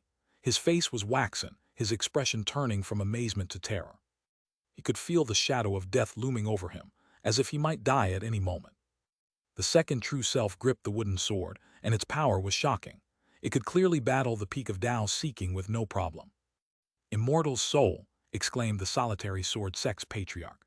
This clone is emanating the ripples of an immortal soul. Even as the words left his mouth, the second true self stepped forward, and time turned into a wind that swept out like a river. Everywhere it passed, living things rotted and decayed. Rumble! The sword slashed, and the solitary sword sect patriarch coughed up a mouthful of blood. His body withered significantly, and his eyes shone with terror. He looked at the approaching second true self and fell back again. He waved his hand and, astonishingly, tens of thousands of beams of sword light shot out in defense. Rumbling echoed out as the sword lights were crushed like rotten wood before the second true self. He raised his hand and swung the wooden sword a third time. 60,000 years of time power surged forth. Everything shook, and the sense of danger in the solitary sword sect patriarch's mind grew even more intense. He shot back toward the more than 100,000 cultivators, suddenly waving his hands down toward the ground. Immediately, numerous cultivators were swept up, completely unable to control their own bodies as they were thrown back to block the wooden sword's time power. This chapter was sponsored by Rafael Ramirez and XKT. Chapter 746, False Immortal's Soul. One sword swept out, bones withered and souls perished. The power of time flowed out like a bright, dancing beam. In the blink of an eye, the cultivators swept up by the fleeing black-robed patriarch were completely withered into nothing more than dust and smoke. Their bodies, their magical items, everything was rotted into nothing. All of the onlookers couldn't help but be shaken deeply by the deaths. People wanted to flee, but considering the level of the black-robed patriarch's cultivation base, they were nothing more than ants. No matter how quickly they scattered, he still threw them back as obstacles. As the power of time consumed them, the black-robed patriarch fled. Finally, he had just a bit of breathing room. Damn it, damn it!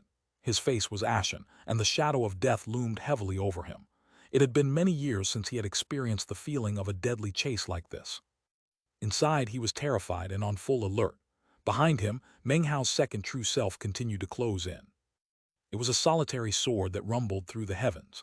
The power of time fell like rain, enveloping everything. The black-robed patriarch's face paled even further, and his pupils constricted. He suddenly slapped his bag of holding to produce a black horn.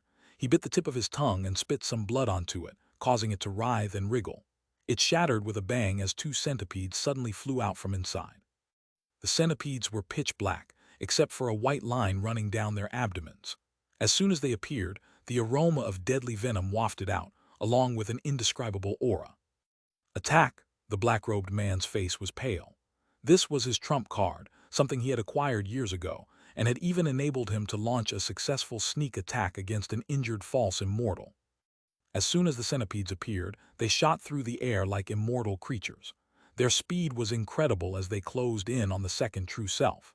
However, as soon as they entered the power of time, they instantly stopped in place.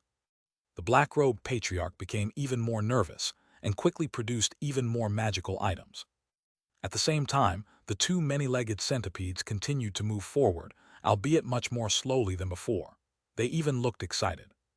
The white lines on their abdomens began to expand until they covered more than half their bodies. Now, the centipedes appeared half white and half black. At the same time, an incredible aura began to emanate out from them, and they grew even more excited. Gradually, their speed increased. Apparently, they were consuming the power of time. The sight of it caused Meng Hao's eyes to narrow as he stood within the shield. The black-robed patriarch was inwardly delighted and continued to flee at top speed. As he did, he waved his sleeve, sending the numerous glowing magical items shooting toward Meng Hao's second true self. At the same time, the black-robed patriarch's eyes flickered, and he performed an incantation gesture, then pointed up into the sky. A lightning bolt crackled downward, and a lightning sword coalesced in the sky, then slashed down toward the second true self. The second true self gave a cold snort and loosened his grip on the wooden sword, allowing it freedom to orbit around him. It immediately transformed into a vortex, which became a tempest. Sword chi raged, and the power of time screamed through the air.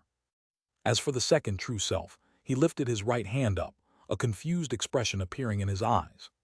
Suddenly, his right hand became transparent, and thousands of magical sealing marks appeared. Shockingly, they shot forward to form the shape of a closed parasol.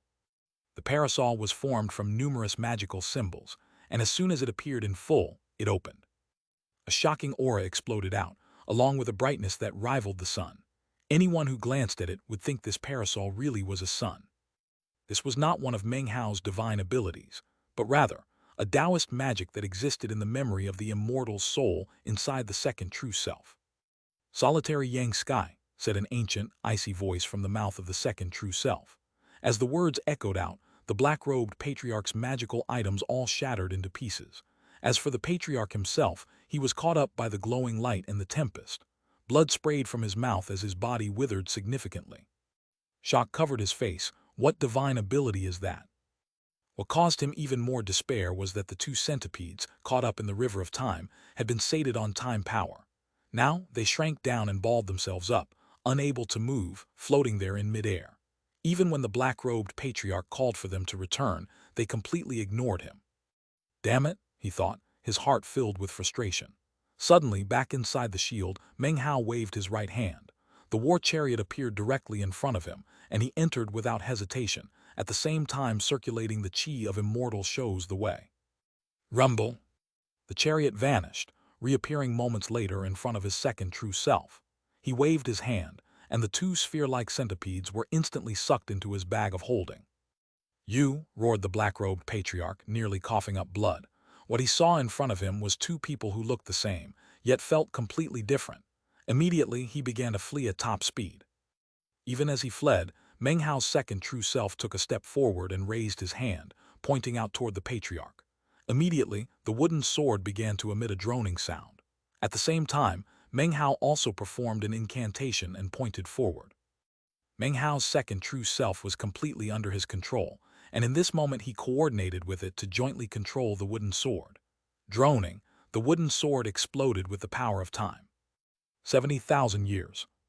Under the power of 70,000 years of time, the river of time transformed into a sword. Boundless sword chi caused everything to tremble and shake, as the sword itself slashed toward the black-robed patriarch. The black-robed patriarch's eyes widened, and he was about to dodge out of the way when suddenly, the golden vortex of the blood demon grand magic appeared, as well as the eighth demon sealing hex. Enveloped, the man couldn't move an inch. He could only remain there in place as a sword containing 70,000 years of time power descended upon him. "No," he howled. He performed a double-handed incantation, causing an ancient aura to suddenly appear, along with 2 sealing marks on both of his hands. His body was withering rapidly, not because of the vortex or the decay of time, but because of something he was doing to himself. All of the flesh and blood in his body, even the bones and chi passageways, all of his fleshly body was condensing into a divine ability. "Fleshly sword body," he roared. His body collapsed, although his nascent divinity wasn't harmed at all. His bag of holding tumbled off to the side as the various parts of his fleshly body shattered and then formed back together into a sword. Its blade was made of bone, its hilt, flesh and blood. Chi and blood swirled around it in all directions. The sword shot directly toward the wooden time sword. BOMMMMM. A massive explosion could be heard that shook the entire battlefield, astonishing everyone. The white bone sword shattered, and the hilt fell to pieces. Chi and blood transformed into ripples that spread out in all directions. Meng Hao's wooden sword trembled and emitted a droning sound as it spun backward. However, the second true self easily reached out and grabbed it. The second true self's face was pale white as he staggered backward a few measures. As for Meng Hao, completely protected by his second true self, he still coughed up a mouthful of blood. So peak Dao-seeking experts really can't be killed easily, he thought, his eyes glittering. Rumbling rolled out across the lands below. The force of the explosion just now was too powerful, and the blood demon sect's final shield layer couldn't take the impact. It trembled, then directly shattered into pieces. The blood demon sect was now completely exposed in the middle of the battlefield. Black-robed Patriarch's nascent divinity grew very dim under the power of the explosion, but fled at top speed nonetheless, an expression of madness and hatred on his face. Since becoming Patriarch of the sect, he had never been so seriously injured, especially not to the point of being forced to use the fleshly sword body. All of his failures had to do with the wooden sword. The most powerful magical arts he could use were all designed to be used in coordination with the sect's precious treasure. "You're all dead," the black-robed Patriarch roared. "Meng Hao, I'm going to possess your body. Golden Frost, Li Yuanlei, no more delays. I'm making my move now." Gritting his teeth, he grabbed his bag of holding and slapped it to produce an enormous statue. The statue was fully 3,000 meters tall, completely black.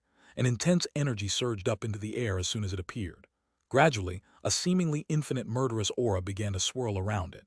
Its presence caused strange colors to flash in the sky, and the clouds roiled. At the same time, a huge vortex appeared around the statue. An aura suddenly exploded out that belonged to an immortal. It was an immortal's treasure. The Dawn Immortal had been their trump card, but this statue was their last resort.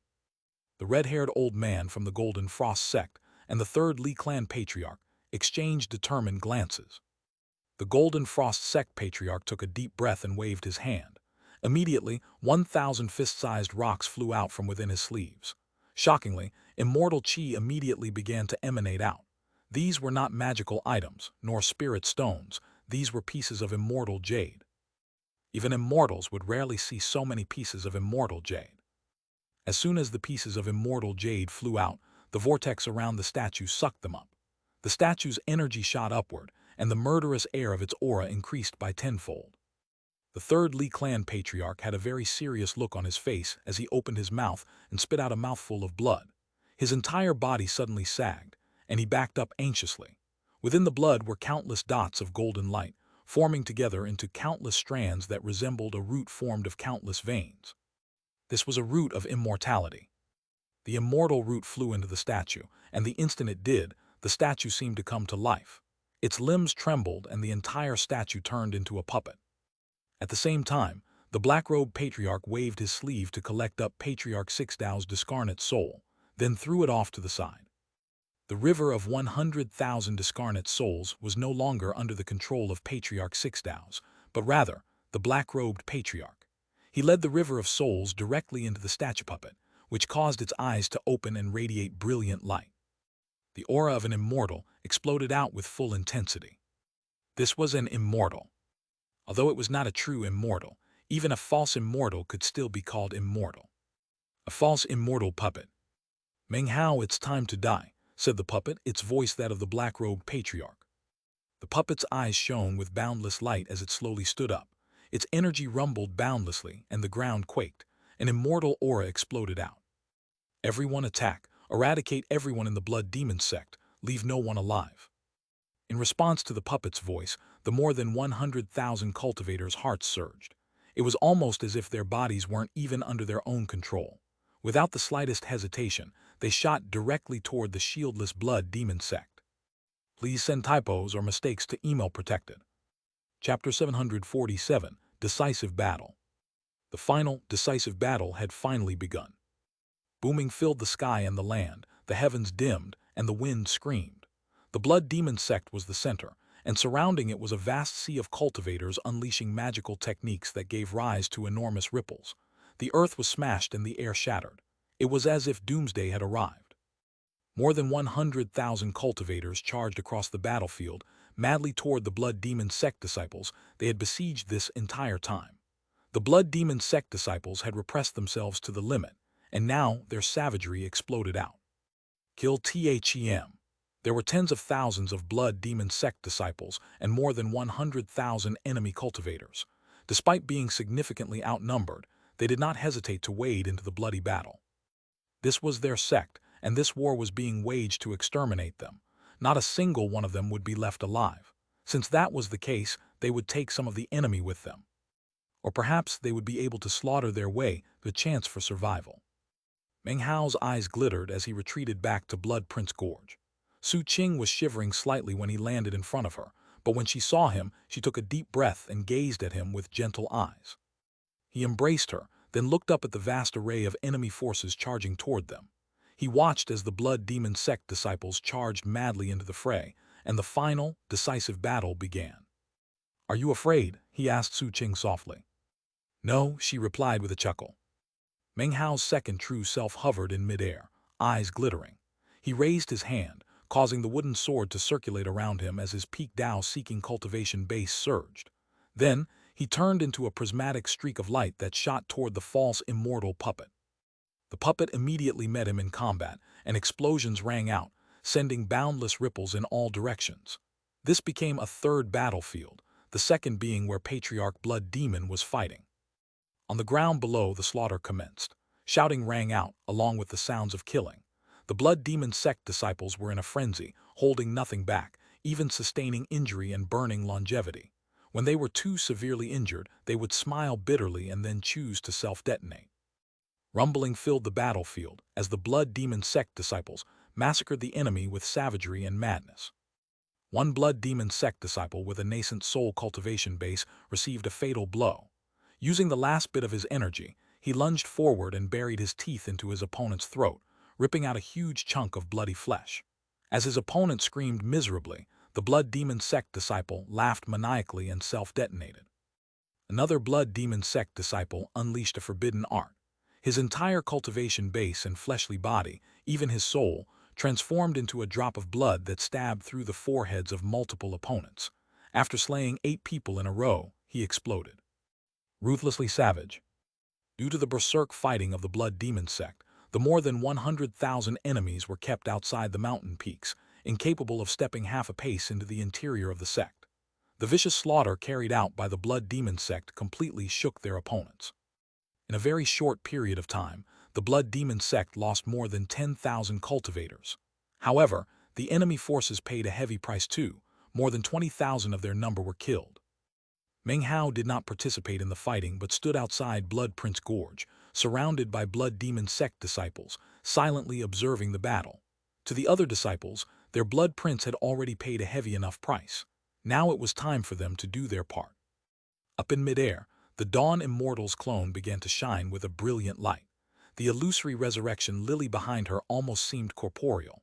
She was now relying purely on her own strength to keep Patriarch Blood Demon's clone in check. Rumbling filled the air as they attacked each other. As for the red-haired Golden Frost sect Patriarch and the third Li Clan Patriarch, they circled around the area, occasionally attempting to interfere with the battle, but mostly just setting up spell formations in an attempt to prevent Patriarch Blood Demon from breaking free. In a different location, Meng Hao's second true self was fighting the false immortal puppet. The black-robed Patriarch's nascent divinity was now driving the puppet, and thanks to his towering killing intent and the puppet's incredible strength, Meng Hao's second true self was slowly being pushed back. The gap between the peak of Tao seeking and a false immortal was too vast.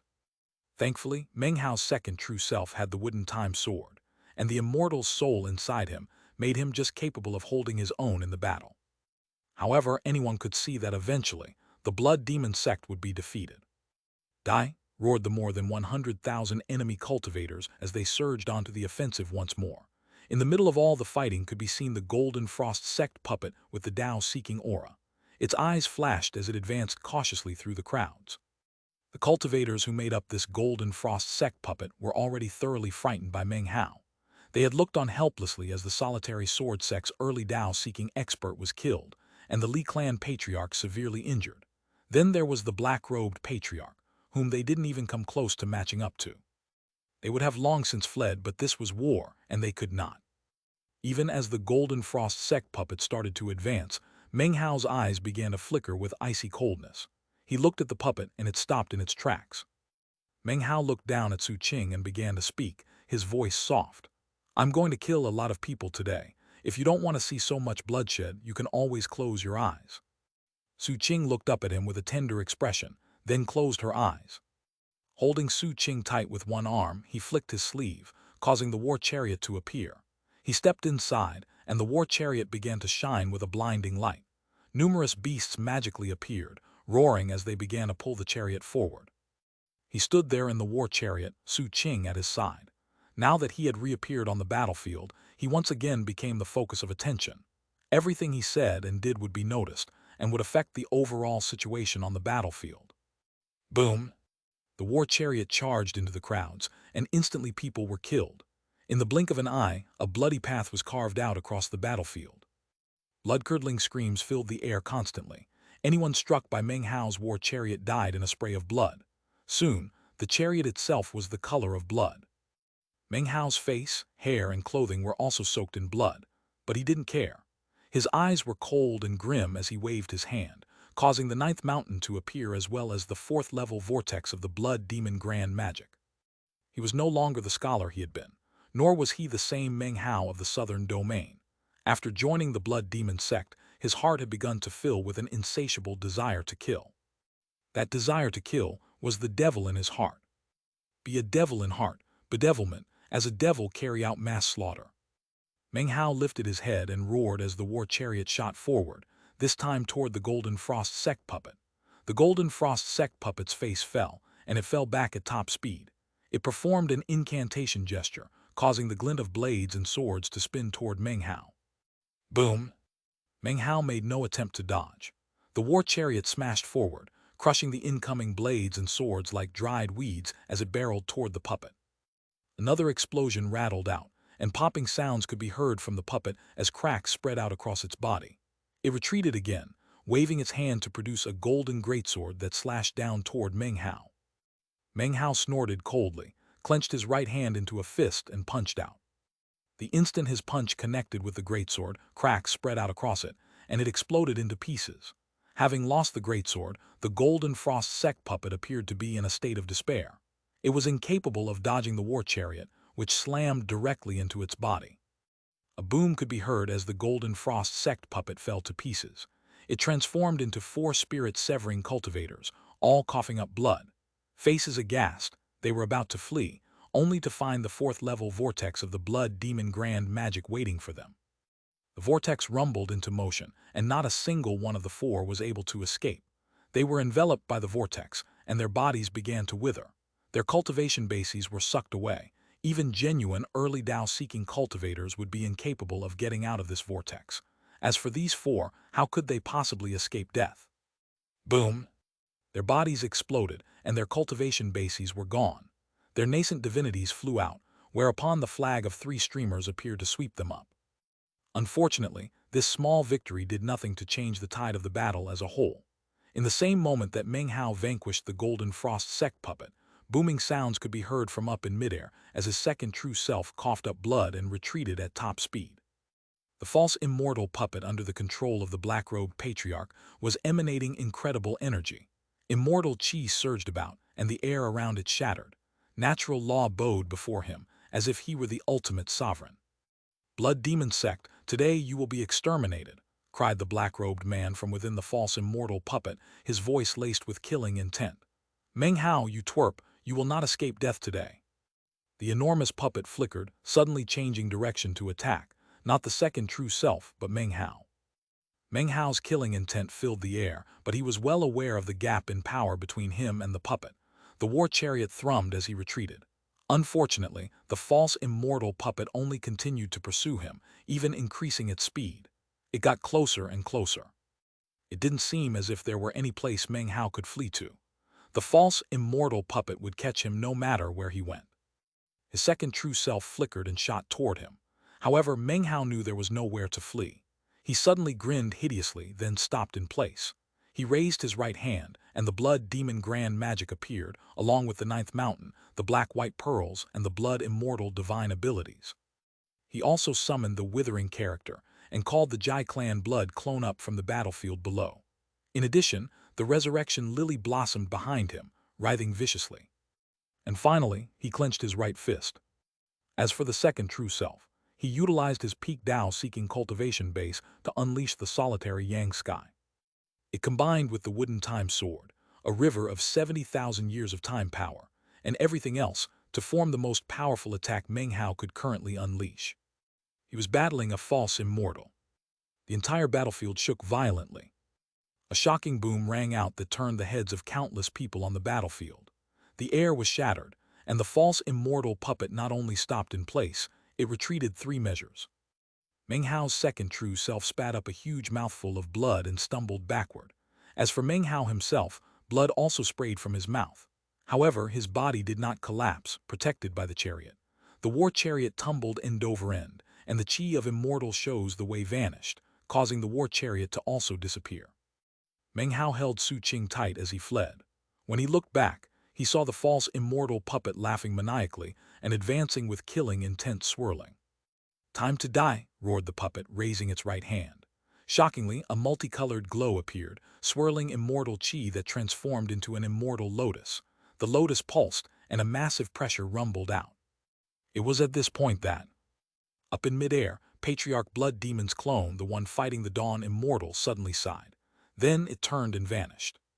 Meanwhile, in the cave in Mount Blood Demon, the armored Patriarch Blood Demon sat cross-legged in the blood pool. Suddenly, his eyes snapped open, radiating a glow the color of blood. /expand. An ancient voice echoed out from Mount Blood Demon. "It's time to end this war." Apart from the Blood Demon sect disciples, everyone on the battlefield was immediately rooted in place. Even the false immortal puppet controlled by the black-robed Patriarch, which had been bearing down on Meng Hao, stopped in midair. The red-haired old man from the Golden Frost sect, the third Li clan patriarch, even the Dawn Immortal's clone, were all frozen in place. They could not move but could still think, and their minds were filled with astonishment. "The fact that you were able to push me this far shows that I truly did underestimate you southern domain cultivators," said the ancient voice. It sounded incredibly tired, yet at the same time, filled with a mighty and wild pride. "Dawn Immortal, earlier you asked me why I was so confident. Well, now I'm going to show you exactly why I am so confident.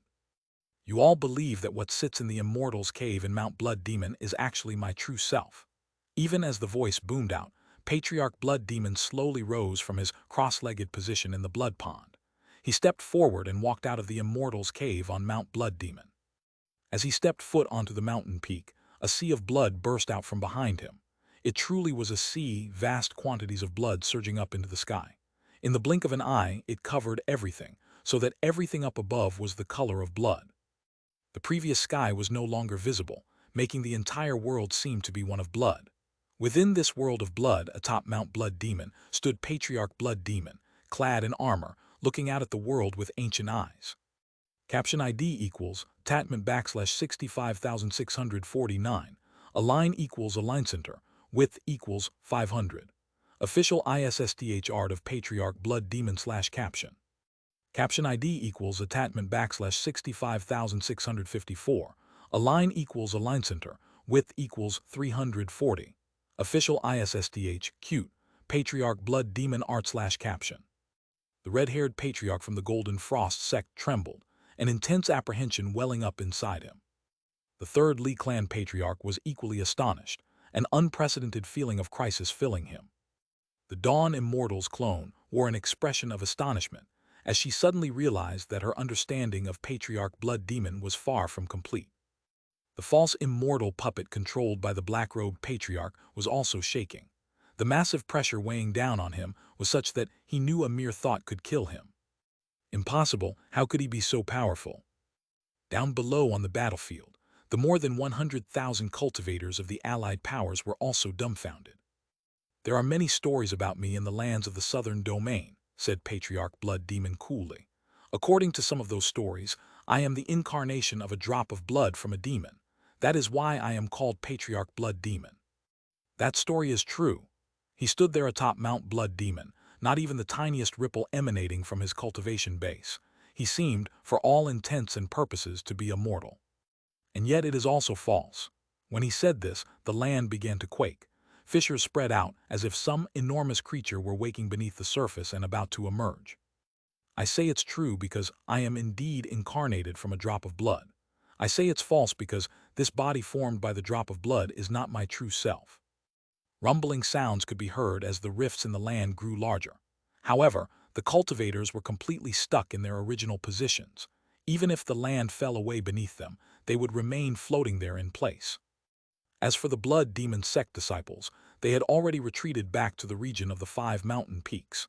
Meng Hao was among their number, his mind reeling as he held Su Qing tight at his side. Su Qing's eyes had opened, and she was also looking on with shock. "My confidence lies in my true self. I don't have much life left in me, so I didn't want to move. However, this battle has earned you the right to see me." Even as the words left his mouth, an intense rumbling could be heard from the ground. Everything shook as, shockingly, a gargantuan hand burst out from the ground, followed by an arm thousands of meters long. It looked like a mountain as it rose up, causing everything to tremble. The surface of the ground collapsed as a head appeared. He had blood-colored skin, and a horn protruded from his forehead. He wore an ancient, dilapidated suit of armor. It only took a moment for him to completely rise up from the ground. He was nearly 30,000 meters tall, completely crimson, and covered with innumerable complex magical symbols. He looked almost exactly like the demonic incarnation of the Blood Demon Grand Spell formation that Meng Hao had controlled before, only more ancient and more real. The red-haired old man from the Golden Frost sect felt his mind buzzing. His face fell, and he began to pant. Next to him, the Li Clan patriarch gasped, his eyes going wide with disbelief. The Dawn Immortal's clone was also trembling, and the resurrection lily behind her was struggling. As for the false immortal puppet controlled by the black-robed patriarch, it was also trembling. The instant the enormous figure appeared, Patriarch Blood Demon, standing on Mount Blood Demon, stepped out into the air and flew up to sit cross-legged on top of the enormous head. Then, he slowly merged down into the enormous demon. It was at this point that the demon's eyes suddenly opened. "This is my true self. I was seriously injured and chose this place to recuperate. I incarnated a clone with a drop of blood and founded the Blood Demon sect." His voice rumbled across the lands like thunder. Up above, the blood-colored sky glittered brightly. The more than 100,000 cultivators were trembling in shock, even the most powerful experts. Meng Hao was equally shaken. "Unfortunately, I can only wield a fraction of the power I could at my peak. It would be difficult for me to harm a true immortal. However, to kill a false immortal is child's play." With that, his huge hand stretched out and grabbed the Dawn Immortal's clone. Rumbling filled the air, and the Dawn Immortal's clone screamed miserably. The resurrection lily behind her writhed as she struggled to fight back. She could only hold on for a moment, though, before her body was crushed. She, along with the resurrection lily, began to fade away. Before vanishing completely, the Dawn Immortal's cold, merciless voice rang out. "Blood Demon, I refuse to believe that you will be able to keep hold of that demon body for much longer. Since you're dying, your demon body will soon belong to me." "Ah, so it's true. You came here for my demon body." It was then that Blood Demon's eyes came to rest on the red-haired old man from the Golden Frost sect. He stretched his finger out. The old man trembled but could do nothing to fight back. Blood Demon's finger touched him, and it was a boundless mountain smashing down onto him. He was immediately smashed into pieces, leaving behind only his nascent divinity. His expression was one of terror and despair, incapable of fleeing. Just when he thought he was going to disappear forever, Blood Demon calmly said, "I'll leave you alive." With that, a blood-red light descended from the blood-colored sky, enveloping the red-haired patriarch, instantly transforming him into something that looked like a blood clone.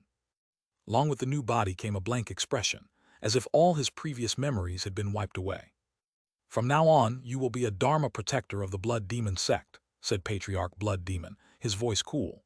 Next, his gaze shifted to the third Li clan patriarch, and his finger moved again. The third Li clan patriarch trembled, and his body exploded. As the blood and gore dissipated, his nascent divinity flew out and was encased in a similar body of blood. His memories were erased, and he became another Dharma protector of the Blood Demon sect. Patriarch Blood Demon seemed exhausted and closed his eyes, as if he didn't even have enough energy to keep them open. It seemed his actions just now put quite a strain on him. After a moment, he forced his eyes open again and looked at the puppet being controlled by the black-robed patriarch. "And then there's you. I think you, too, will be a Dharma protector of the Blood Demon sect." "That one must die," said Meng Hao suddenly. Blood Demon's eyes flickered. Without another word, he reached out, grabbed the false immortal puppet, and squeezed down violently. What was being crushed was in fact the nascent divinity of the black-robed old man. A miserable scream could be heard, as the nascent divinity was completely obliterated. Having accomplished these things, the enormous Blood Demon closed his eyes.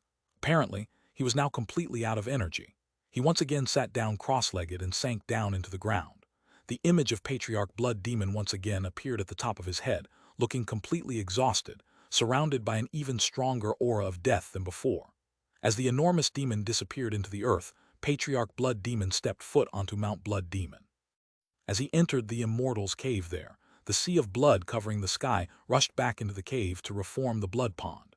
Patriarch Blood Demon sluggishly sat down cross-legged to meditate. It was at this point that Meng Hao suddenly heard Patriarch Blood Demon's exhausted voice in his ear. "I didn't want to use my real body, as it is an incredible drain on the scant bit of power I have left. But you represent a hope that I cannot ignore. I need to sleep now, and I won't be able to awaken again for another 100 years. Perhaps I will never awaken. As for the Blood Demon sect, I give it to you. Be careful of the Dawn Immortal. She is both a resurrection lily and not a resurrection lily. Also, the Great Territorial War is coming soon." The rift in the ground closed up, and the restrictive spell formation surrounding the area vanished. The more than 100,000 cultivators on the battlefield could now move again. Trembling, they looked with terror at Mount Blood Demon. It was hard to say who was first, but they began to retreat, scattering like a flock of birds, fighting amongst themselves to be the first to flee. As for the 70,000 remaining Blood Demon sect disciples, their killing intent was even more intense than ever. Their sect had narrowly escaped complete eradication in this war, and they would never rest easy unless they exacted their revenge. "Blood Prince! Blood Prince!" All of the Blood Demon disciples turned to look at Meng Hao as they awaited his decision about what to do next. Meng Hao looked at the exhausted Blood Demon sect disciples and after a moment of contemplation said, "Debts of blood can only be paid in full with blood. We rest for 1 month. After that, I will take you to unify the southern domain." Their intense killing intent, along with the thirst to unify the southern domain, transformed their morale into one of excitement and frenzy. The mood completely enveloped the battered Blood Demon sect. Meanwhile, outside of the Blood Demon sect, an old man sat cross-legged up in the sky. Beneath him was a pill furnace. He had a complex expression on his face as he looked down at the Blood Demon sect. It was Pill Demon, also known as Reverend Violet East of the Violet Fate sect. "Patriarch Blood Demon, you have paid too heavy a price in order to prepare him to sever the devil and enter Tao seeking. He is my apprentice, so this kindness is something that he should not have to pay for. I will take the responsibility to repay you." After a long, deep look at the Blood Demon sect, he turned and vanished. This chapter was sponsored by Nico Zeese, Brett Flowers, Junior 42 and JQ/expand. 1 month later. There was no hotter topic in the southern domain than the war between the 4 allied powers and the Blood Demon sect. After a month, stories about the battle had already spread far and wide. The peak Tao-seeking patriarch of the Solitary Sword sect had fallen in battle, as well as an early Tao-seeking elder. Patriarch 6 Taos of the Black Civ sect had been killed. A patriarch of the Golden Frost sect and the 3rd Li clan patriarch were wiped of their memories and transformed into dharmic protectors of the Blood Demon sect. The Blood Demon sect's Blood Prince Meng Hao had a peak Tao-seeking clone and an undying body. No matter how many times he was killed, his body reformed. Patriarch Blood Demon's true self was actually beneath the Blood Demon sect, and was shockingly powerful to the extreme. All the details spread throughout the southern domain. Soon, all cultivators were shocked by the might of the blood demon sect. The patriarchs of 4 sects were either killed or enslaved. I can't believe the blood demon sect is actually that powerful. That's nothing. I heard that the solitary sword sect's precious treasure was actually taken away by the blood demon sect's blood prince. How bizarre is that? The #1 sect in the southern domain is definitely the blood demon sect. 4 great powers were defeated. Do you really think the blood demon sect will stop now? It won't be long now before another great war unfolds. It's too bad about all those rogue cultivators who enlisted. I heard almost all of them died. During the month, discussions raged regarding the battles between the blood demon sect and the 4 great powers. Soon, people began to realize that there were suddenly far fewer cultivators in the southern domain than there used to be. Heavy casualties had been sustained by the 4 great powers, as well as a vast quantity of rogue cultivators. Such losses significantly reduced the overall military might of the southern domain as a whole. As the rest of the southern domain marveled about the blood demon sect, the solitary sword sect was awash with misery. They had once been the most powerful sect, with 2 Tao-seeking patriarchs. Now, however, both were dead. Furthermore, their sect's precious treasure now belonged to someone else. The forces that returned to the sect were less than half of the number who had left to wage war. Virtually, all of their spirit-severing experts had died. Only 3 returned. As soon as the solitary sword sect's forces returned, they immediately sealed down the entire sect, activated their grand spell formation, and cut themselves off from the outside world.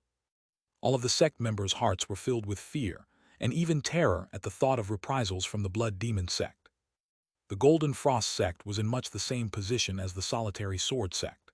Their patriarch had died, their Tao-seeking puppet had been destroyed, and virtually all of their spirit-severing experts had been slain. The only one who remained was an elder of the second severing, now the most powerful person in the sect. Their 18 grand spell formations were activated one by one. The Golden Frost sect also chose to seal their entire sect off from the outside world. As for the Li clan, both their 3rd and 5th patriarchs were dead, and significant injuries and deaths had been inflicted on their forces. It was an incredibly heavy blow to the clan. Thankfully for the Li clan, they had existed for many years and were able to awaken a 3rd severing patriarch. However, he was only one person. Therefore, the Li clan also sealed itself, its mountain ranges, and all the surrounding areas. And then there was the Black Civ sect. There was no need for the Black Civ sect to seal anything. There were only a handful of disciples left alive. As for those who survived the war with the blood demon sect, they didn't return to the sect. The disciples left behind to guard the sect quickly learned of the death of 6 Taos and the great victory of the blood demon sect. Filled with terror, they all left. The once flourishing mountains of the enormous Black Civ sect were now empty. Of course, there were some rogue cultivators and small-scale sects who cast their eyes on the spiritual energy and resources within the sect. They snuck in to search for the sect's ancient records, legacies, and magical items. However, something happened that instantly turned the entire Black Civ sect into a forbidden zone that no one dared enter.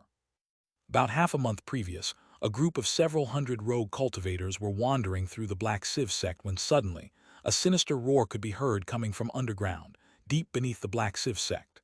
Then, a voice could be heard. "I, the Emperor, have been sleeping for so long, and when I finally wake up, well, look at what has happened to this place. Well then, you people will be staying behind." As the voice echoed out, black fog rolled up from the ground beneath the Black Civ sect. It quickly enveloped the entire area, whereupon blood-curdling shrieks could be heard coming from the rogue cultivators inside. Not a single one was able to escape. The people outside the fog fled in shock and spread word of what had happened. As the southern domain slipped into chaos, the solitary sword sect, the Golden Frost sect, and the Li clan were all sealed. There was little change in the Song clan and the Violet Fate sect. For them, things continued on as normal. They had not participated in the war with the blood demon sect, and therefore sustained no losses whatsoever and maintained their previous levels of power.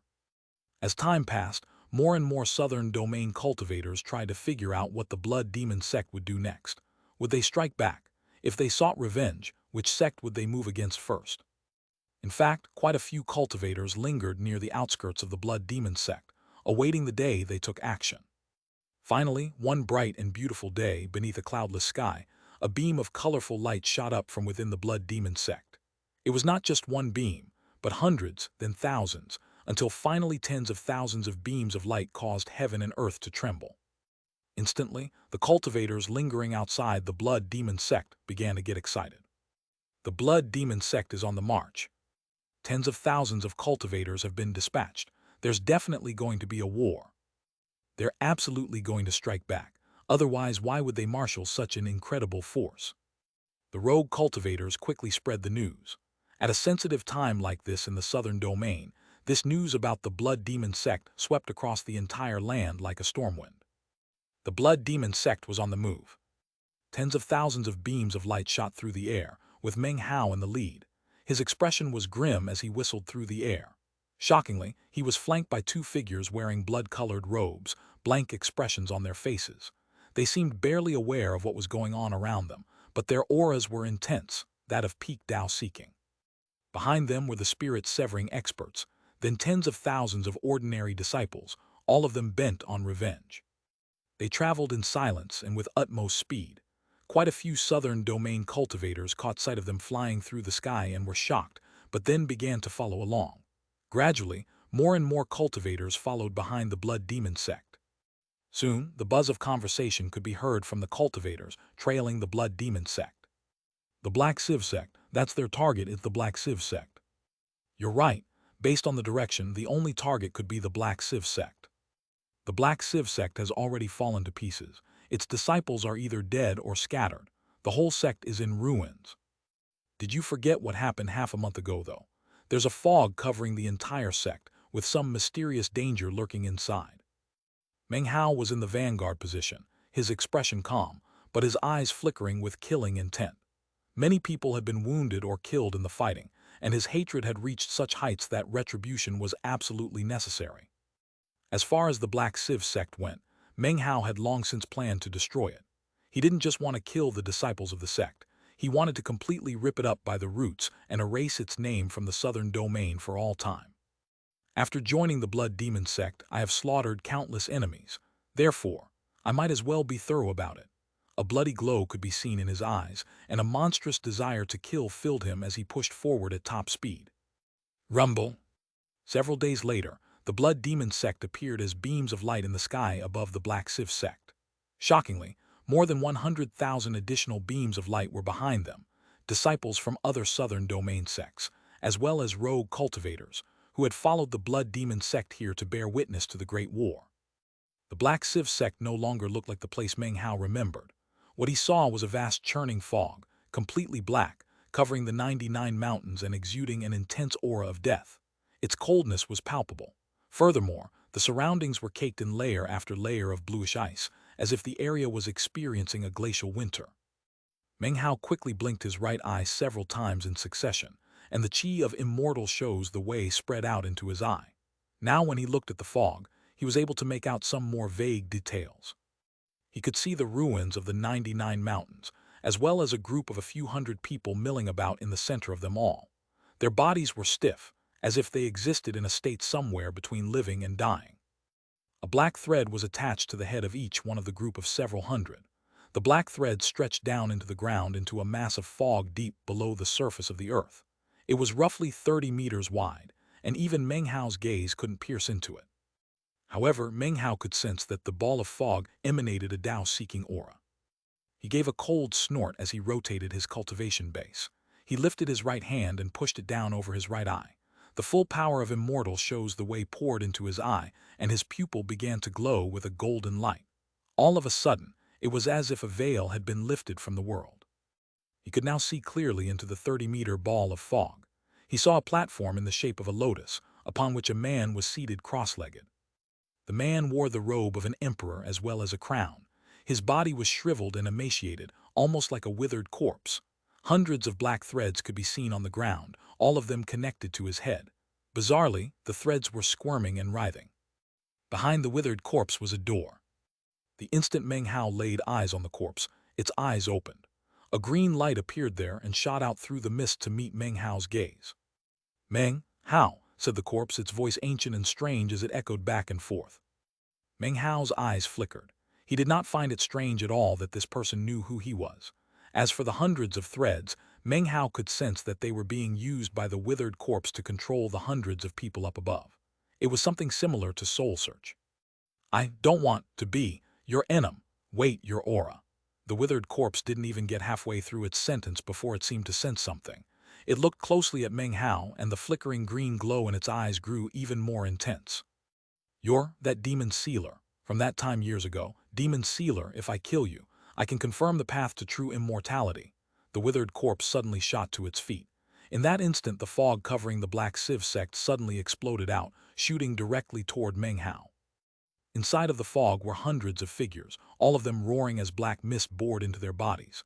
Their cultivation bases surged, and although their eyes were blank, their faces twisted with rage. Their bodies grew severalfold and black fur appeared on their skin. Their teeth turned into fangs and dual horns sprung out of their heads. They no longer resembled people, but rather demons, roaring as they charged into battle. Meng Hao's eyes flickered with coldness and he said, looking to die. Expand. Several hundred figures with inhuman, demonic bodies charged forward. Their speed increased dramatically, and their cultivation bases climbed higher by a whole stage. Among their number were 4 nascent soul stage cultivators who grew to an incredible and powerful level.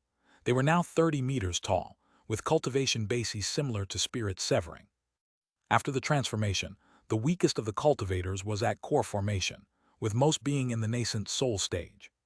The power to do such a thing could be considered top-rate for any sect or clan. It was something no power would look down upon during a fight. In fact, an ability like this could easily change the balance of power in a battle. That was especially true for the 4 spirit-severing cultivators. Currently, the remaining Tao-seeking cultivators in the southern domain refused to show themselves, so if a spirit-severing cultivator so much as stomped his feet, it would cause a huge commotion. Meng Hao's eyes glittered, and behind him, the killing intent of the tens of thousands of blood demon sect disciples surged. They had come here for revenge. When it came to the people who had besieged and battled them, they faced either destruction or assimilation. There were only these 2 choices. Meng Hao's face was calm as he looked at the hundreds of people charging forward. He did not attack them personally. Instead, he waved his sleeve and coolly said, "Exterminate them." Immediately, roars filled the air behind him. Die, howled the blood demon sect disciples. Instantly, tens of thousands of cultivators unleashed divine abilities and magical techniques. In the blink of an eye, colorful ripples exploded out in all directions. Their magic was like floodwaters sweeping through the air. The fog rumbled and cracked, and the hundreds of people inside were instantly shredded into a haze of blood and gore, with the exception of the 4 spirit-severing cultivators. That was the result of the combined power of tens of thousands of cultivators. The hundreds of strange, mutated cultivators belonging to the Black Civ sect, despite being powerful enough to constitute the backbone of any sect's fighting forces, were simply incapable of withstanding even one of their attacks. Rumbling echoed out, and blood sprayed from the mouths of the 4 spirit-severing enemies who had just been raised from the nascent soul stage. However, they did not fear death, nor did they do anything to evade. Instead, they charged forward in a frenzy and then chose to self-detonate. Flames burst out on their skin, and a shocking pressure emanated out from them. Countless beams of brilliant light shone out as they prepared to blow themselves up. Meng Hao's expression remained completely unchanged as these 4 seemingly demonic spirit-severing cultivators detonated. It was in this moment that his second true self appeared. He raised his right hand, splayed his fingers, and pushed forward. A huge boom could be heard as the 4 demons exploded, the power transforming into an attack that made the fog seethe and the air split open. A multicolored mushroom cloud began to rise up, within which was flesh and blood, as well as incredible destructive power. However, the power of the mushroom cloud attack was met by Meng Hao's second true self.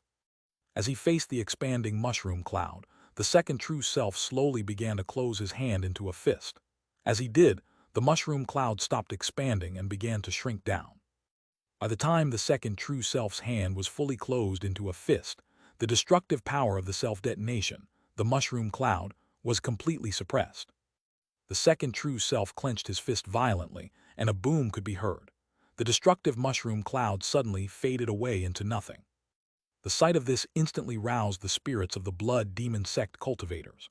As for the hundreds of thousands of southern domain cultivators further back, their faces filled with astonishment, and they gasped.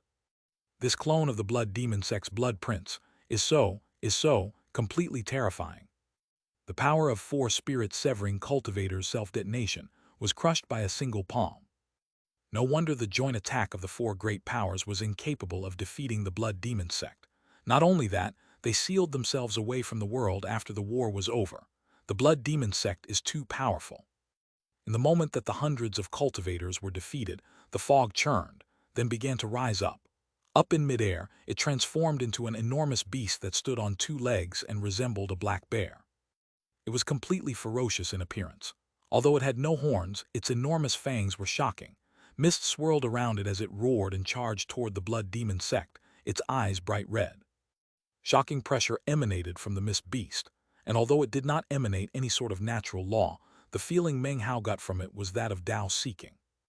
As the mist condensed and formed this beast, the 99 mountains of the Black Civ sect were revealed, and at their center, a huge rift in the ground could be seen, black fog emanating out from within. Deep within that rift was the figure Meng Hao had seen earlier. "Left Dharma Protector, slay this mist beast," said Meng Hao coolly. To his left was what had once been the Golden Frost sect patriarch. His eyes were the color of blood as he unhesitatingly strode forward toward the mist beast and lifted his hand. A tiny mountain appeared, the Golden Frost sect's legacy precious treasure. A boom could be heard as the two clashed in battle. "Right Dharma Protector, go kill the bastard hiding in that rift." The blood clone formed from the third Li clan patriarch shot forward, a bloodthirsty gleam in his eyes. The Li clan's legacy precious treasure, a feng shui compass, rotated around him as he headed toward the rift in the ground. Booms echoed out as Meng Hao floated in midair, declining to participate in the battle. His two peak Tao-seeking Dharma protectors were enough to sweep across the southern domain and slaughter everything. The blood demon sect, unifying the southern domain would be an extremely simple task, and that was exactly what Meng Hao intended to do. Exert incredible pressure on all the sects and clans of the southern domain, and unite the entire land. Rumbling filled the sky as the mist beast, incapable of standing up to the divine abilities of the Golden Frost sect patriarch, was defeated in the space of only 7 or 8 breaths. In the end, it exploded, transforming into countless streams of fog that dissipated in all directions. Underground, booming explosions rang out, followed by bellows of rage. The corpse wearing the imperial robes was now battling the third Li clan patriarch. Ripples of the peak Tao-seeking stage now emanated from the corpse. As the two of them fought back and forth, the ground quaked, and the rift was torn open even wider. The corpse's enraged shouts grew louder, and then Meng Hao waved a finger, sending the Golden Frost sect patriarch into the rift to join the fight. Now it was 2 against 1. There was little suspense left. After enough time had passed for half an incense stick to burn, the withered corpse suffered defeat after defeat. Howling with rage and frustration, it called out, "Meng Hao, just leave. I don't care that you're a demon sealer anymore. How about we just leave each other alone? If we keep fighting this way, you might win, but one of your men will be seriously injured, maybe even killed. Let's call it quits, how about it?" "You don't care that I'm a demon sealer," said Meng Hao coolly. "Well, I do." His second true self's eyes glittered as he took a step forward, then suddenly teleported into the rift. In the blink of an eye, more thunderous explosions could be heard from inside. The withered corpse let out an exclamation of shock. The ground quaked, and more rifts snaked out across the land. Even some of the mountains began to crumble. The entire Black Civ sect was in a horrible state. Mountains were toppling, and the land was being torn apart. Grand palaces and other buildings that had just recently been rebuilt were now falling to pieces. A huge crater appeared, swallowing up the 99 mountains. 4 beams of light shot up from within it, 1 up ahead, 3 following. The withered corpse was in the lead, blood streaming from his mouth, his entire body tattered and wounded. His expression was one of astonishment as he fled. Behind him were Meng Hao's second true self and 2 Dharma protectors. The 3 combined their attacks to shocking effect, making it impossible for the withered corpse to flee. He was sent tumbling through the air, whereupon the second true self appeared off to the side, wooden time sword shining brightly. The withered corpse was terrified in the extreme. As the 3 closed in, the withered corpse's eyes suddenly filled with madness. He lifted his right hand and tore open a hole in his chest, revealing his withered innards. In the same location as his heart, shockingly, there was a tiny black imp. The pitch-black imp had 3 eyes, no nose, and a wide mouth, and appeared to have grown up along with the heart itself. Its three eyes opened to reveal a bizarre glow. It immediately flew out into the air, after which the withered corpse trembled. All of the life force seemed to have been sucked out of it, and it died. As the withered corpse died, the imp shot up into the sky. It hovered there, looking down coldly at Meng Hao, its eyes filled with grimness and hatred. Apparently, it was committing Meng Hao's image to memory. This development caused Meng Hao to gape in shock. The surrounding cultivators were also astonished. Who would ever have thought that hidden inside the withered corpse was something as bizarre as this imp? "Demon Sealer," said the imp, its voice high-pitched. "As Emperor, I will never forget this. Sooner or later, I'll make you pay. For now, I'm leaving and nobody can stop me." With that, it looked up, apparently preparing to shoot up into the starry sky. The left and right Dharma protectors unleashed divine abilities to obstruct its way. However, the pitch-black imp smiled mockingly and did nothing to evade the divine abilities. Instead, it shot directly through them and sustained no damage in the process. Meng Hao's second true self gave a cold snort and attacked. Magical symbols formed into the shape of a parasol emanating brilliant light. The imp's pupils constricted, and it let out a piercing shriek. Suddenly, massive quantities of black fog poured out from it and shot toward the parasol. A boom rang out as the parasol of magical symbols collapsed into pieces. The imp's fog was melted, leaving it visibly weakened. However, it was now high in the sky. It glanced back at Meng Hao, then turned to fly away. Meng Hao's eyes glittered as he experienced a menacing sensation. He wasn't sure where this pitch-black imp came from, but there was something about it that filled him with a feeling of grave crisis. "I can't let him escape," he thought. His right hand shot up into the air, and he waved his finger toward the imp. "Eighth Demon Sealing Hex." Boom! The imp suddenly shuddered to a stop. However, it took only a moment of struggling to free itself. Its piercing voice rang out again. "You want to hex me? Your cultivation base isn't strong enough." Seeing that his opponent was about to disappear, Meng Hao took a deep breath and calmed himself. He stretched out his right hand toward the sky and made a chopping motion. His mind was now devoid of everything except karma. Seventh Demon Sealing Hex. Hex of Karma. This chapter was sponsored by Nur Alec and Gregor Combe. /expand. Karmic hexing had been bestowed upon him by Patriarch Blood Demon when he reached the 4th level of the Blood Demon Grand Magic. It was a hexing magic that belonged solely to the Demon Sealers, something only Demon Sealers could learn and use. Meng Hao had long since achieved internal enlightenment regarding the magic. However, after testing it out, he found he was unable to cast it consistently. Now that he saw the pitch-black imp fleeing, coldness filled his eyes and he immediately unleashed the magic. When he raised his hand and chopped it down, the entire world seemed to grind to a halt. He was now able to see innumerable silk-like threads attached to everyone, wrapped and twined together as they spread out into the air to connect to everything else in the world. This was not the first time Meng Hao had seen something like this. The karmic severing of the Jai clan invoked a similar sight. However, Meng Hao was a demon sealer, so he would not sever karma, he would hex it. Karmic severing was, of course, a severing, whereas karmic hexing was a type of sealing. Severing someone's karma with karmic severing would result in their complete and utter death. It didn't matter if the victim had numerous clones. Any memories that existed of the victim in anyone's mind would be blotted out. By erasing the image of the person in everyone's mind, even if that person still lived on somewhere, they would be dead. Such a fearsome Taoist magic was a fundamental magic of the Jai clan, and in fact could be considered the most powerful art in the 9th mountain. The reason being, of course, that the heavens of the 9th mountain was none other than Jai Tian. 1. Jai Tian is the name of Lord Jai, but could also be translated heavens of Jai. As for Meng Hao, his karmic hexing was, simply stated, using karma as a hex. You could use your own karma to seal you.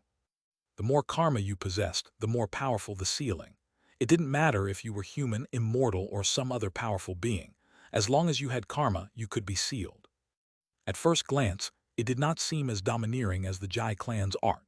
In reality, though, severing something was as simple as wielding a sharp blade.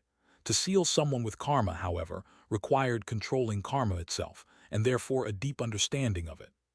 The Jai clan's karmic annihilation had been cultivated to the ultimate degree, but definitely could not be used to control karma. The Jai clan cultivated a blade with which to sever karma, whereas the demon sealers controlled it. With a single word, they could break the karmic connection itself.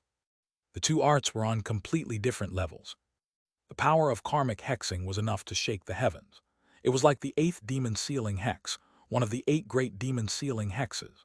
Only such a peerless Taoist magic was worthy to be among those created by the successive generations of demon sealers. Furthermore, it was only by creating such an individualized hex that someone could truly be considered a demon sealer. I wonder what my own personal hex, the 9th demon sealing hex, will be like, Meng Hao murmured to himself. His eyes were now blank as he looked up into the sky at the pitch-black imp. He saw the innumerable karma threads attached to the thing, then saw them suddenly twisting and distorting as they entangled the pitch-black imp.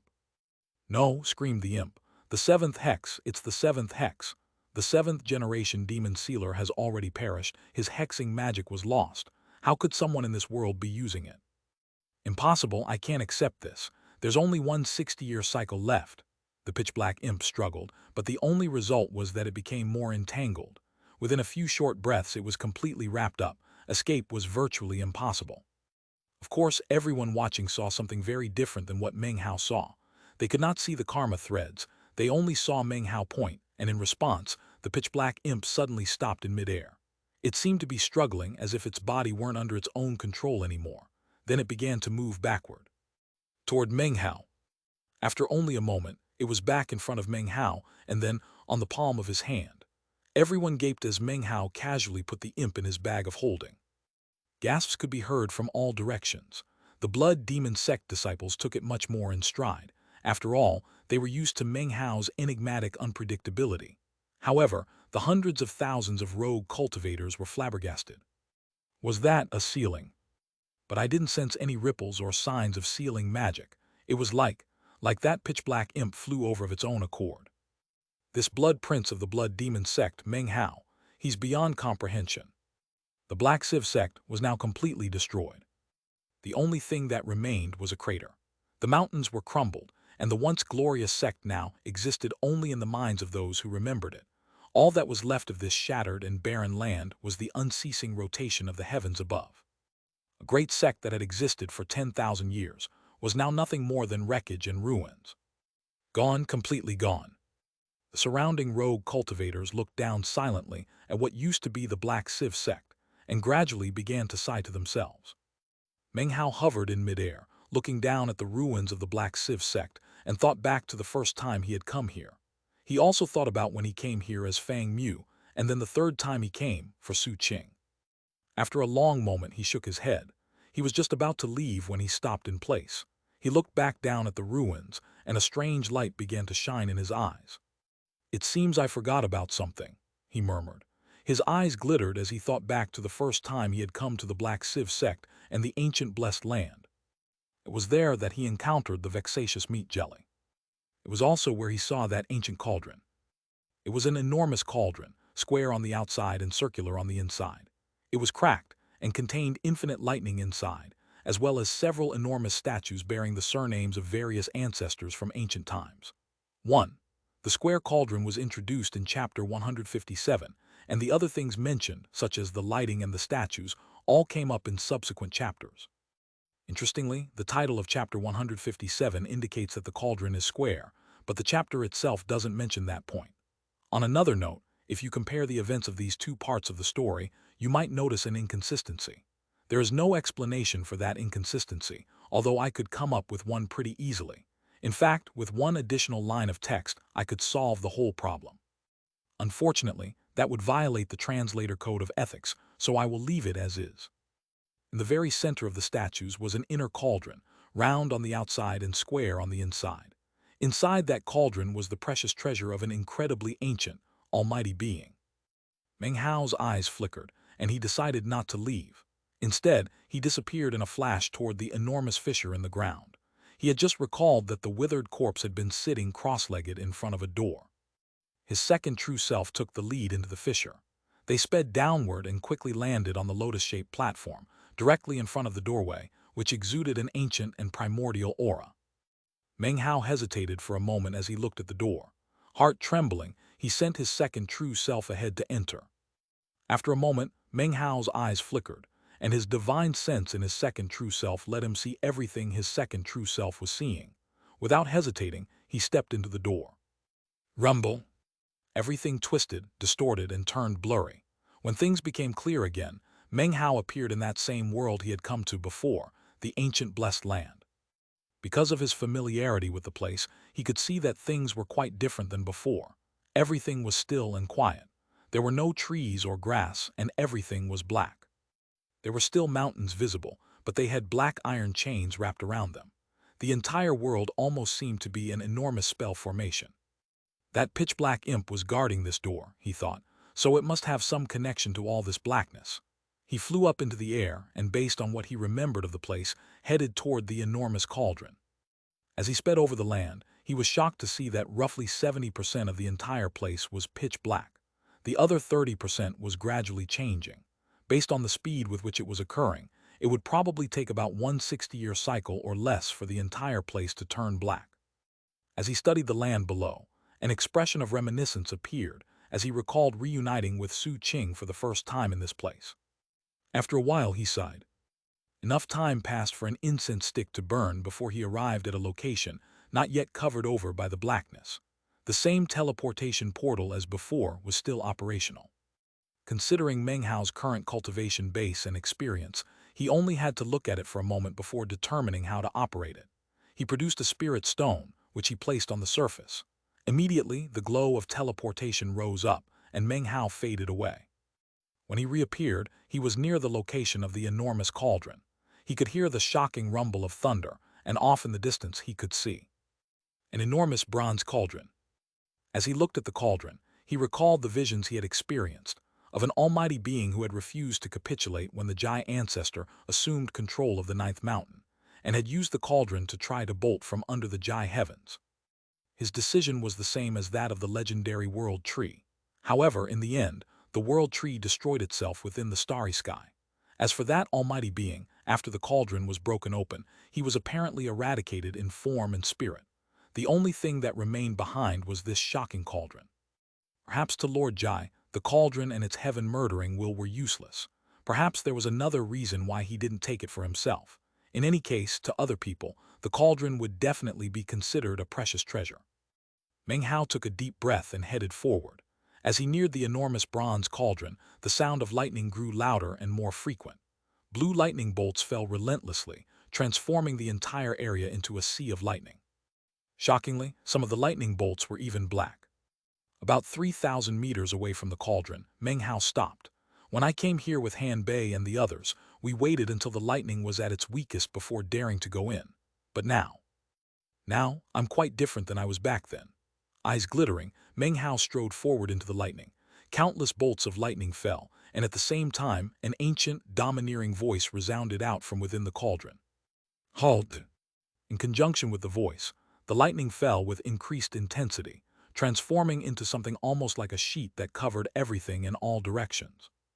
I have some fuzzy recollections of you, the voice continued, echoing amidst the thunder with might like that of the heavens. You shouldn't be here. Leave immediately. If you take even a single step forward, a tribulation of fire and lightning will descend, and you will most certainly die.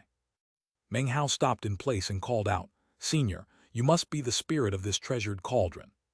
The ancient voice did not speak again, and the lightning and thunder grew more intense. However, a path through the lightning appeared behind Meng Hao. Apparently, Meng Hao was being given a message. The only path for him was the one that left this place. He took a deep breath and said, Senior, I've come here today for one purpose. I wish to take this cauldron away from here. Senior, could you please explain how to do so? After a long moment, the ancient voice could be heard once again. This time, its tone was colder than before, even touched with disdain. All you have to do is approach the cauldron and brand it with your divine sense. Then you can take it away. Hearing this, Meng Hao immediately picked up on the unstated implication. You're not the cauldron's spirit. Of course I'm not.